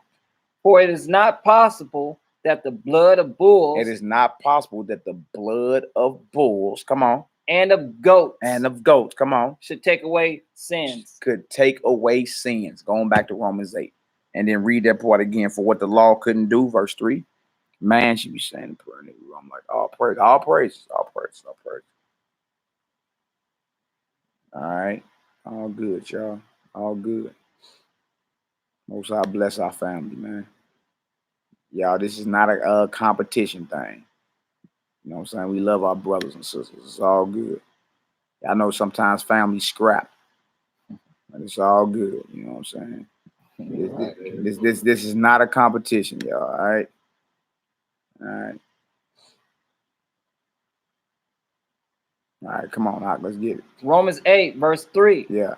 For what the law could not do, in that it was weak through the flesh, the Most High sending his own son, in the likeness of sinful flesh, and for sin condemned sin in the flesh. Y'all see that? So with the law, what couldn't the law do? It could never make the comers thereunto perfect as pertaining to the conscience. You feel me? Because once a sacrifice was given, guess what? You should have had no more remembrance of sins. But since these sacrifices go down every day or every year, there's a remembrance of sins. So then verse 4 said, it is not possible that the blood of bulls and goats could what? Take away sin. That's what the law couldn't do. It couldn't take away sin. It couldn't reform your conscience. You feel me? To where you had the seed of the Most High in you and you wouldn't sin. You feel me? Right? You wouldn't sin because what? You would stand up and conquer whatever you was tempted. Instead of conquering temptation, conquering the devil, we got in bed with him. Yeah. Come on, Hebrew, let's get it. That the righteousness of the law might be fulfilled in us. That the righteousness of the law is faith. Is the belief. It tell you that in Romans the 10th chapter. The righteousness of the law is the faith or belief in the Messiah. All right, go ahead. Who walk not after the flesh. We don't walk after sin. We ain't cool with the devil. Not good with the works of the flesh or the carnal mind. Come on. But after the spirit. But after the spirit. You understand? Righteousness, the Most High, following the Messiah in full faith. Come on. For they that are after the flesh do mind the things of the flesh. See, those that are after the flesh, those that are into the works of the flesh, those that are riding with the devil, riding with the world, that's what they mind. That's the only thing they talk about. Feel me? And all you got to do is just listen to conversation. You listen to conversation, like, oh, that's the flesh. That's carnal. That's evil. Right? Go ahead, Doc. But they that are after the spirit, the things of the spirit. But they that are after the spirit, spiritual things, right? They mind the things of the spirit. They talking about the fruits of the spirit. Things, love, joy, peace, long-suffering, gentleness, goodness, faith, meekness, temperance. Against such there is no law. So the things of the spirit are the fruits of the spirit, right? Fruits are byproducts of seeds that have been planted somewhere. Okay? That's what, so those is either spiritual, gonna be talking about spiritual things. Those that are carnal, gonna be talking about carnal things. That's what it's talking about. Right? And carnal things are the works of the devil, works of the flesh. You feel me? We can call it works of the flesh all day, but it sting even more when you say you working the devil's work. That gonna make you say, oh, hold on, dang. The devil's work? I didn't think it was that serious. Yeah, it is that serious. You're gonna lose your life. All right, come on, now let's get it. For to be carnally minded is death. To be carnally minded or works of the flesh or sin, it is what? Is death. It's death. Come on. But to be spiritually minded is life and peace. Spiritually minded, because the seed of the Most High been planted in your mind, and it bore what's called the fruits of the spirit. That's life and peace. Love, joy, long suffering, gentleness, goodness. All that's in there. Peace, life, and peace. Are we seeing the difference now? We seeing the spirit that the Most High intended for Israel to vibrate in. And we must fulfill this, right? To become a whole nation full of messiahs. Yeah, come on now. Because the carnal mind is enmity against the Most High. See, carnal mind, or the mind of Satan. Dang, that sounds a little harder, don't it? Yeah, carnal mind, mind of Satan, works of the flesh, the devil's work is enmity, meaning it's contrary to what? To the Most High. It's contrary to the Most High, right? It's actually adverse to the Most High. Go ahead. For it is not subject to the law of Yah. That's how you know it ain't talking about all of the law of the Most High. It's talking about what the sacrificing and all that can never reform your conscience. The carnal mind is enmity with the Most High because it's not in subjection to God's instructions, Yahweh's instructions. It's not subject to it. That's why it can't please the Most High. That's why it's death, because it ain't got nothing to do with life. All right, making sense? Come on, now. Neither indeed can be. Come on. So then, they that are in the flesh cannot please Yahweh. Okay, so this flesh is not this again. If that's the case, nobody breathing can please the Most High. Right? They that are in the flesh, they that's doing the devil's work, they that's on the side of Satan, right? Those that's operating in the works of the flesh or sin, right? They can't please the Most High. They ain't talking about this. Right? We read this and go crazy. Flesh, this. They ain't talking about that. All right, go ahead. Let's get it. But ye are not in the flesh, but in the spirit. So he got it. And that's how you really know it ain't talking about this, because he's talking to men that are alive that have this. But you are not in the flesh. You are not on the side of Satan. You ain't doing the devil's work, right? Or the works of the flesh. You are in the spirit, right? Fruits of the spirit, doing things of the spirit, right? You are a liberated son of Yahweh. Operating, regulating. All right, come on, Doc, let's get it. If so, be that the spirit of Yahweh dwell in you. That's right. Now, if any man have not the spirit of Hamashiach, he is none of his. That's that 1 John 3 we read, right? Whoever committed sin is of the devil, man. If you ain't got the spirit of the Most High in you, if that seed has not been planted in you, if you have not been born of the Most High, meaning you are a child of his. You understand? And fruit ain't fruition. What that verse say again, boy? Now, if any man have not the spirit of Hamashiach, he is none of his. You ain't got the spirit, you're none of his. So if you're not his, whose are you? You're Satan's. You're on the side of Satan. It ain't no in between. Nobody said if you lukewarm, I gotta spit you out. Because in this war, it ain't no in between. There's no neutral ground in this war. You either down with the spirit or you rolling with the flesh. You either down with the Messiah or you rolling with the devil. Wow. Come on. And if Hamashiach be in you, the body is dead because of sin. The body is dead because of sin. If that spirit of the Most High or his son be in you, that body, you understand, or what they call that flesh, and all, is dead because of what? Sin. It's dead. Come on. But the spirit is life because of righteousness. Right. So the carnal mind is dead. Right. But you are alive in the spirit. Okay. Come on. But if the spirit of him that raised up Yahuwah from the dead dwell in you, he that raised up Hamashiach from the dead shall also quicken your mortal bodies by his spirit that dwelleth in you. Quicken means to make alive. If the spirit of him that raised up the Messiah be in you, guess what? You're going to be resurrected as well. You're going to be made alive and powerful as well. That's a promise. You see? That's a promise. We got victory. All right? We got weapons. We got strategy. We got armor. And we got a promise of victory. All right? You're liberated. You're free. You are not in subjection to the devil or your flesh anymore. You don't owe the flesh or the devil anything. All right, go ahead. Therefore, brethren, we are debtors, not to the flesh, not to the devil, not to sin. All right, come on. To live after the flesh. Come on. For if ye live after the flesh, ye shall die. If you side with Satan, you're a dead man walking. You laying down with sin, you a dead man walking. You will call the war against sin. And in your warfare, you promise the victory.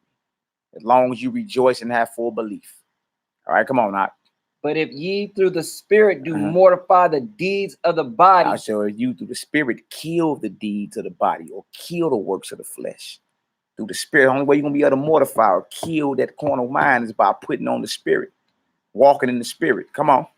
Ye shall live. Ye shall what? Ye shall live. Hallelujah. Come on. For as many as are led by the spirit of Yahweh. They are the sons of Yahweh. See, he is calling Israel to walk and be led by the Most High Spirit. Too many times it's not happening. You just find out you were Israelite in the bus stop there. And you still bring all those nigger moments into this truth. Right. Still carnal. You dig? Knowing you an Israelite ain't enough. Like that little dude on the Peanut cartoon that always carrying around that dirty ass, excuse my language, y'all, that dirty blanket all the time. That's how we look, you know what I'm saying, when we bring in the stuff that we should have died, left dead. We bring some of that stuff up in our spiritual walk. You know what I'm saying? That's how we look. Let's get it. Verse 15. For ye have not received the spirit of bondage against to fear. You have not received the spirit of bondage again to fear. Unto fear, you see? Like the spirit of bondage is you being in slavery to sin, to the devil, to your flesh. And it says again unto fear. He ain't gave us the spirit of fear. You've been free. There's nothing to be afraid of. When you're tempted, proclaim the victory. Do what the Messiah did. Come on now. But ye have received the spirit of adoption, whereby we cry, Abba, Father. The spirit itself beareth witness with our spirit that we are the children of Yahweh. You heard that? Come on.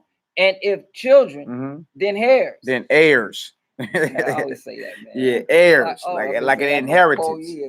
Heirs. All right, come on. And if children, then heirs. Heirs of Yah, and joint heirs with Hamashiach. If so be that we suffer with him, that we may be also glorified together. All right, for time's sake, jump down to verse 26 on down. Likewise, the spirit also helps. Oh, and Benjamin, you don't understand what you're reading. The only reason there's no Jew or Greek or Jew or Gentile because the Judean or the Jew and the Gentile, one is the southern kingdom, one is the northern kingdom. Again, which means there's no difference. So everything written before Paul is wrong. Most High said we above our people. How in the hell we get all the way to Galatians and Romans and all of a sudden everybody equal? You feel me? Does Paul got the authority to rewrite prophecy? No, he don't. So stop it. You just don't understand what that Jew is. Jew ain't never meant all 12 tribes of Israel. That Jew at times means circumcision, Pharisees. Gentile at times means scattered foreign Israelites. And that's easy. We got a lesson on her actually. If you still listening, we got a lesson on her history of Israelite strangers and heathens. It's a 6-part series. Write it and take notes to see if you can debunk it. Stop it. Stop it. How does Paul come up with one verse out of nowhere and all of a sudden we all equal? It don't make sense. Stop it. It don't make sense. You dig? That mean everything written, Israel being above all people, Israel being the saints of the Most High. You only have I known. I ain't dealt with no other nation. You above all people. There is a difference between the Israelite and the Egyptian. All these scriptures are wrong now? No, you just don't know what you're reading. If you don't know the history on how Israel became Gentiles. You understand? By taking on the customs and covenants of these heathens, man. That's what it is. Yeah, the other nations are nothing to the Most High. And the ones that make it in the kingdom are going to be our slaves. That's the truth. That's the whole order is gather the 12 tribes and them back on top as a ruling power. Then the other nations come subject themselves to us. Right? So you can't leapfrog prophecy and now all of a sudden there's no difference. There is a difference and the whole world knows it. You dig? And we know it even being in this captivity. There's a difference when the police get behind us and they get behind a heathen. Total difference. You feel the difference. Stop it. All right, come on, Hebrew. Let's get it. Romans chapter 8, verse 26. Yeah. Likewise, the Spirit also helpeth our infirmities. For we know not what we should pray for as we ought. Right. But the Spirit itself maketh intercessions for us with groaning. No doubt. No doubt. Which cannot be uttered. Which cannot be uttered. And you got the Spirit, the set apart Spirit of the Most High is making intercession for us. You dig? And what it's saying and what it's like saying and applying, there's certain things can't even be uttered. This is like heavenly language. You understand? So thank the Most High for that. Come on, Doc, let's get it. And he that searches the hearts knoweth what's in the mind of the Spirit. He that searches the hearts knows what's in the mind of the Spirit, huh? Right? Come on. Because he maketh intercession for the saints. For the saints. The saints are the Israelites. Psalm 148 and 14. Always have been. All right, go ahead. According to the will of the Most High. That's right. Come on. And we know that all things work together for good to them that love Yahweh. All things work together for good for them that love the Most High. Fine. You did. And the commandments and all that. Right. Come on. To them who are the called according to his purpose. Come on. For whom he did foreknow. He also did predestinate. That's what I'm saying. So who did he foreknow? Right? Who did he say, I knew you before you was in your mother's womb? It's always been us. The whole world was made for Israel. You dig? Just because it's the book of Romans, this is written to the Israelites that are in Rome. Right? And there were synagogues all throughout Rome. You had to go there and hear the law and the prophets. And these brothers would go into the synagogues and profess Messiah. You dig? That's it. It's real easy. It ain't even hard, man. Come on now. He also did predestinate to be conformed to the image of his bond. No, he's talking about some predestination. He foreknew, he predestinated to be conformed to the image of his son. All right. We supposed to be a whole nation of messiahs around here. All right, come on now. That he might be the firstborn among many brethren. That he might be the firstborn among who? Many brethren. Many brethren. The brethren are the Israelites, man. I don't know where everybody be getting this, like bringing in the Chinese and the Japanese and the Ned Flanders and Bart Simpson. Slow down and read what's being wrote. Right? Read what's being wrote or written. Slow down. You dig? And you be like, hold on, who are you talking to? You see, you're saying we and our and firstborn among many brethren, and it behooved him to be made like unto his brethren. See? Who is brethren? All right, come on. He shall save his people from their sins. Now all of a sudden there's no difference. Stop it. That don't make sense. All right, come on out. Moreover, whom he did predestinate, them he also called. Come on. And whom he called, them he also justified. That's right. Come on. And whom he justified, them he also glorified. Come on. So he justified him and glorified him. Right. What are you talking about, man? You dig? Come on. What shall we then say to these things? If Yahweh be for us, if the Most High Yahweh, Yhw'H'S before us, come on, us, those with Paul, us, including himself, come on. Who could be against us? Who can be against us? No one and nothing. I don't care if it's physical or spiritual. Right. I don't care if it's the devil himself or anybody. Within our nation or out, can't stand. The Most High is for you. All right, you're guaranteed the victory. Come on. He that spared not his own son, but delivered him up for us all. How shall he not with him also freely give us all things? That's right, man. Flat out. Come on. Who shall lay anything to charge of Yahweh's elect? Come on. It is Yah that justifies. Come on. Who is he that condemneth? It is Hamashiach that died. It's the Messiah that died. What you mean? Who you condemning? Sidon already paid the price, right? Go ahead. Yea, rather, that is risen again. Come on. Who is even at the right hand of Yahweh. He's at the right hand of the Most High. Come on. Who also maketh intercession for us. He making the intercession. You feel me? That's why I said the spirit of him. All right. Come on out. Who shall separate us from the love of Hamashiach? That's a good question. What or who gonna separate you? You need to have this in your mind. Because you're gonna go through your ups and downs. Right. Right? But you have the victory. This is Paul saying, like, who or what is gonna separate us from the love of the Messiah? Right? You gotta be that bold and confident in this warfare. Nothing or no thing. All right, come on. Shall tribulation? Something I go through on my job and in my personal life, and you know what I'm saying? Tribulation, come on. Or distress. Or distress. You stressed out. And, you know, dang, I think I just want to pack it up, man. I don't know about this Bible no more, man.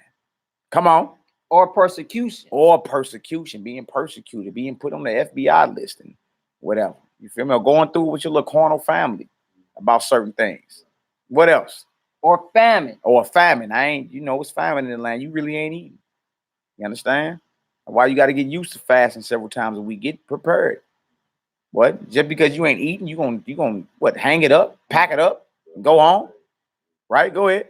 Or nakedness. Or nakedness. You ain't got to know. You ain't got a whole Rolodex, a whole wardrobe full of a whole closet full of clothes. Huh? You got the same garment on, same jeans on for a few days or whatever. Yeah, that's right. Nakedness. That's what we say. Not saying you naked. It's just saying you ain't got a whole bunch of stuff to clothe your body with. You understand? These are all excuses that men or women come up with to fall back in this warfare. All right, go ahead. Or peril. Or peril, danger. Right, go ahead. Or sword. Or swords, guns, swords. All right, come on. As it is written. That is what? As it is written. Come on. For thy sake, we are killed all the day long. We are killed all the day long. You did? Come on. We are accounted as sheep for the slaughter. That's in the book of Psalms. David was saying that. You see? But that didn't separate him from the love of the Most High. Care what I'm going through. I'm in it to win it. Don't matter. All right, come on. Nay, in all these things, we are more than conquerors. Now, he just called you more than a conqueror, man. There's the promise. Right? You got the strategy to defeat your enemy. You got the weapons to defeat your enemy. You got the armor to put on to protect you from his fiery blows. Right? And you got the promise that you're going to be more than a conqueror. You understand? Don't fear and be in bondage. You understand? Rejoice and believe. So when you facing your daily temptation and all that, hey, proclaim the victory. You dig? Pull that sword, cut the adversary. You dig? And go into prayer mode. Resist the adversary. And guess what? He gonna run from you. You're more than a conqueror. All right, come on. Through him that loved us. For I am persuaded that neither death. He said, I am persuaded. right? Well, I don't know, man. I hope that, I had a courage in that day, man. Paul put on the line and said, I'm persuaded. How many of us gonna go that hard? Look, I'm persuaded. All right, that neither death, come on, nor life, come on, nor angels, nor principalities, nor powers, nor things present, nor things I'm going through now, nor things to come, nor things in the future, nor height, nor depth, nor any other creature, come on, shall be able to separate us from the love of Yhwh'S. You see what he's saying? He said, I'm persuaded. I'm in this thing to win it. I'm not finna approach this like, oh, I pray I had the courage. You feel me? You saying you gonna punk out. Peter is written in there. Him punking out is written in there so you can learn not to punk out. So you can learn not to deny him. All right? Most I had mercy on him, prayed for him. So I prayed for him. And digging in the end, Peter had to lay his life down. He was crucified upside down. You get into the history on how Peter died. Upside down in Rome. So don't even crucify me like my Lord. Crucify me upside down. So, he was given grace and allowed to continue to walk. And eventually he had to be crucified, but upside down. Peter. You did. So that's in there to teach you not to cower down in adversity. Now we balanced out. Because now Paul said, I'm persuaded. I don't care what it is. Paul got his head cut off by the Romans. He made it back to Rome. He did. It's on the fire stick. Paul, the apostle of Christ. He did. Of course, you look past the white folk, whatever. And Paul was an Israelite from the tribe of Benjamin. He did. And in the end, Nero soldiers brought him out there, put his head down on that block. He turned his head that way. Chopped his head. And he said, look, I'm persuaded. I don't care what I go through.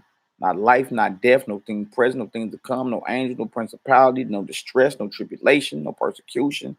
You dig? Nothing. That's the mindset you got to have to be successful in this. I don't care what I go through. I'm in it to win it. You see? And ain't nothing wrong with having no mindset like that. And guess what? You're going to be tried. You dig? Come on, let's finish it. Which is in Hamashiach, Yahweh, our master. You feel me? So I pray all y'all got some understanding this evening. If y'all got a little bit of understanding, go ahead and throw a 9 up in the chat. Any of y'all got any questions before we get up out of here? You know what I'm saying? Thank y'all for once again for y'all prayers and y'all support. And that did my heart rejoices still when them little brothers came. They came back. I was messing with them earlier today. Gave them Bibles and everything, and they came back. You know what I'm saying? And them little local brothers that they run these streets over here. You know what I'm saying? I seen you was on, you was like, yeah, let me go find Galatians for you little jokers and all that. Yeah. They need us to be on them. You know what I'm saying? So when they see it, they're like, oh, okay, yeah, that's big brother now. You know what I'm saying? So, yeah, servants with a sword, I'm about to tag you as soon as we get off this, bro. You dig? Galatians 5:18. Yep, go back to Galatians 5:18. You need clarity about not being under the law. Galatians 5:18. Yep, and then we witnessed that with Romans 6, 14 through 16. And then a good thing to do, my sister Bine, is when you read that Galatians 5:18, read on down to verse 22, because you're going to see the very next verse start naming law breaking.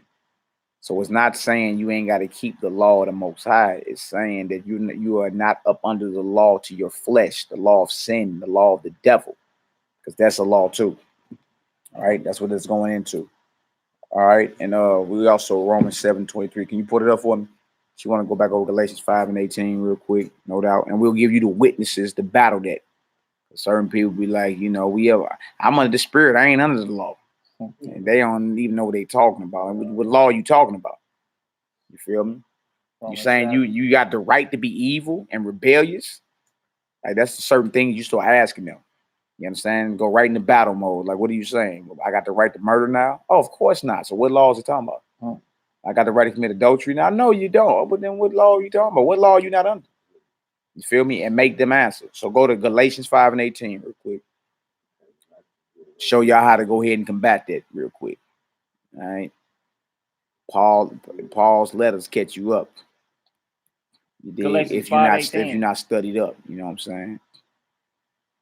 Yeah. Shout out to Mahal Recall, AOI headquarters. You made it all the way, you made it out of town, my brother. Most I bless. It's 1 a.m. on the east side. Yeah, man. You know, we go. You know we don't sleep. All right, Galatians 5 and 18. What it say?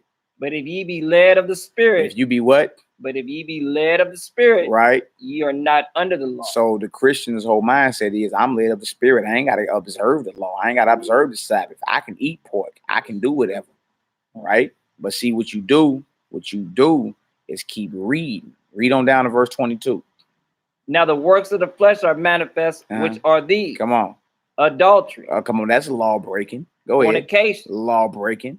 Uncleanness. More law breaking. Lasciviousness. Extreme wickedness. Law breaking. Idolatry. Law breaking. Witchcraft. Law breaking. Hatred. Law breaking. Variance. Law breaking. Emulations. Law breaking. Wrath. Law breaking. Strife. Law breaking. Sedition. Law breaking. Heresy. Law breaking. Envying. Law breaking. Murder. Law breaking. Drunkenness. Law breaking. Reveling. Law breaking. And such like. That's 17 laws. And such like, and all like them. Go ahead. Of the which I tell you before. As I have also told you in the time past. Come on. That they which do such things shall not inherit the kingdom of Yah. So when we read Galatians 5 and 18, what law are you not under if you're led by the Spirit? It can't be saying you can do all those things that follow. Because it just said you ain't getting into the kingdom. So what law are you not under? Wow, let the scripture speak. Let's go to Romans 7 real quick.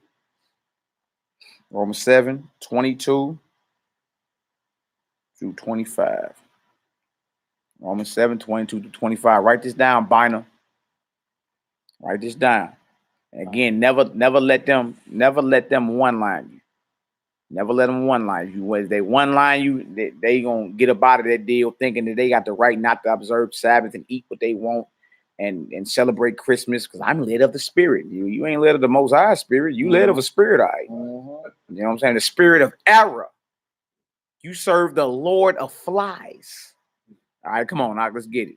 For I delight in the law of Yahweh after the inward. Now, Paul wrote Galatians and Romans, didn't he? So is he contradicting himself? He just said, I delight after the law of the Most High. After what? The inward man, after the Spirit. Okay, go ahead. But I see another law in my members. So there's another law? He said, trip off this. I delight in the law of the Most High after the inward man, after the Spirit.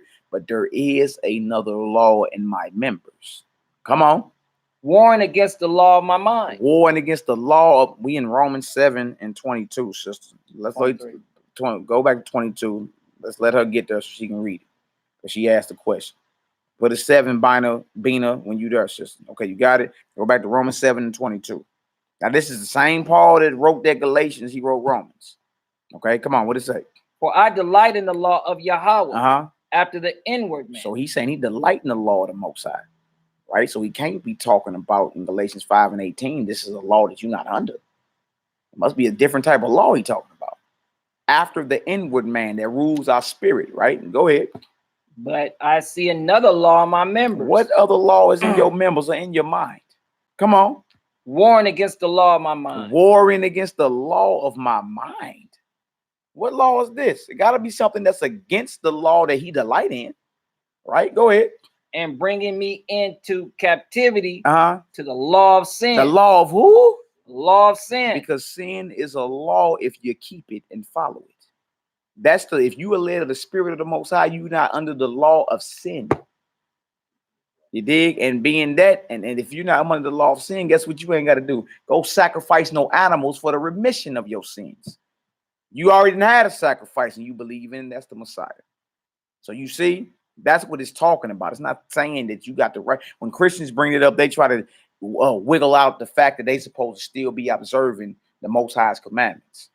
That's why they go there. Galatians 5 and 18, they don't never keep reading, because if they kept reading, they'd have seen a whole 17 laws that were violated that will bar you from the kingdom. So that means you still can't be doing those, right? All right. Well, there's another law on your members. You feel me? In other words, you're tempted to do wrong all the time when you're striving to be right. Every person go through that. There's always another law there tempting you to go off, right?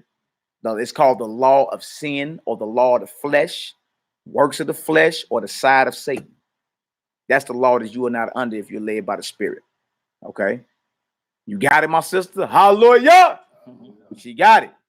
You dig? And look, that's what we here for. We here to slow it down and break it down so then you could take the same understanding and guess what? Go gain a brother or sister. That's what this is about. All right, come on, Hebrew. Verse 23. Law of 24. sin we are no longer under. That's right. Come on. Oh, wretched man that I am. He called himself wretched. Come on. Who shall deliver me from the body of this death? Who shall deliver me from the body of this death? Dang, come on. I thank the Most High through Hamashiach Yahweh, our master. Our master. Come on. So then, with the mind, I myself serve the law of Yah. So with my mind, you understand, when I'm operating the fruits of the Spirit, you dig? I'm serving the law of the Most High. All right, go ahead. But with the flesh, and my carnal mind siding with Satan, what? The law of sin. So Paul just breaking down the very conflict and struggle that every man and woman on this earth go through every day. The struggle between doing right and doing wrong. You dig? But the thing about this whole lesson is you already been guaranteed the victory. You got the strategy, the weapons, you got the promised victory, and you got armor. That's the law you are not under if you are led by the Spirit. I pray you got some understanding on that. You dig? Let's give me one more just to put a nail in the coffin. Romans 6. All right. Romans 6, let's read 14 through 16. Romans 6, 14 through 16. Well, as you got some understanding, my sisters, that's what we're here to do.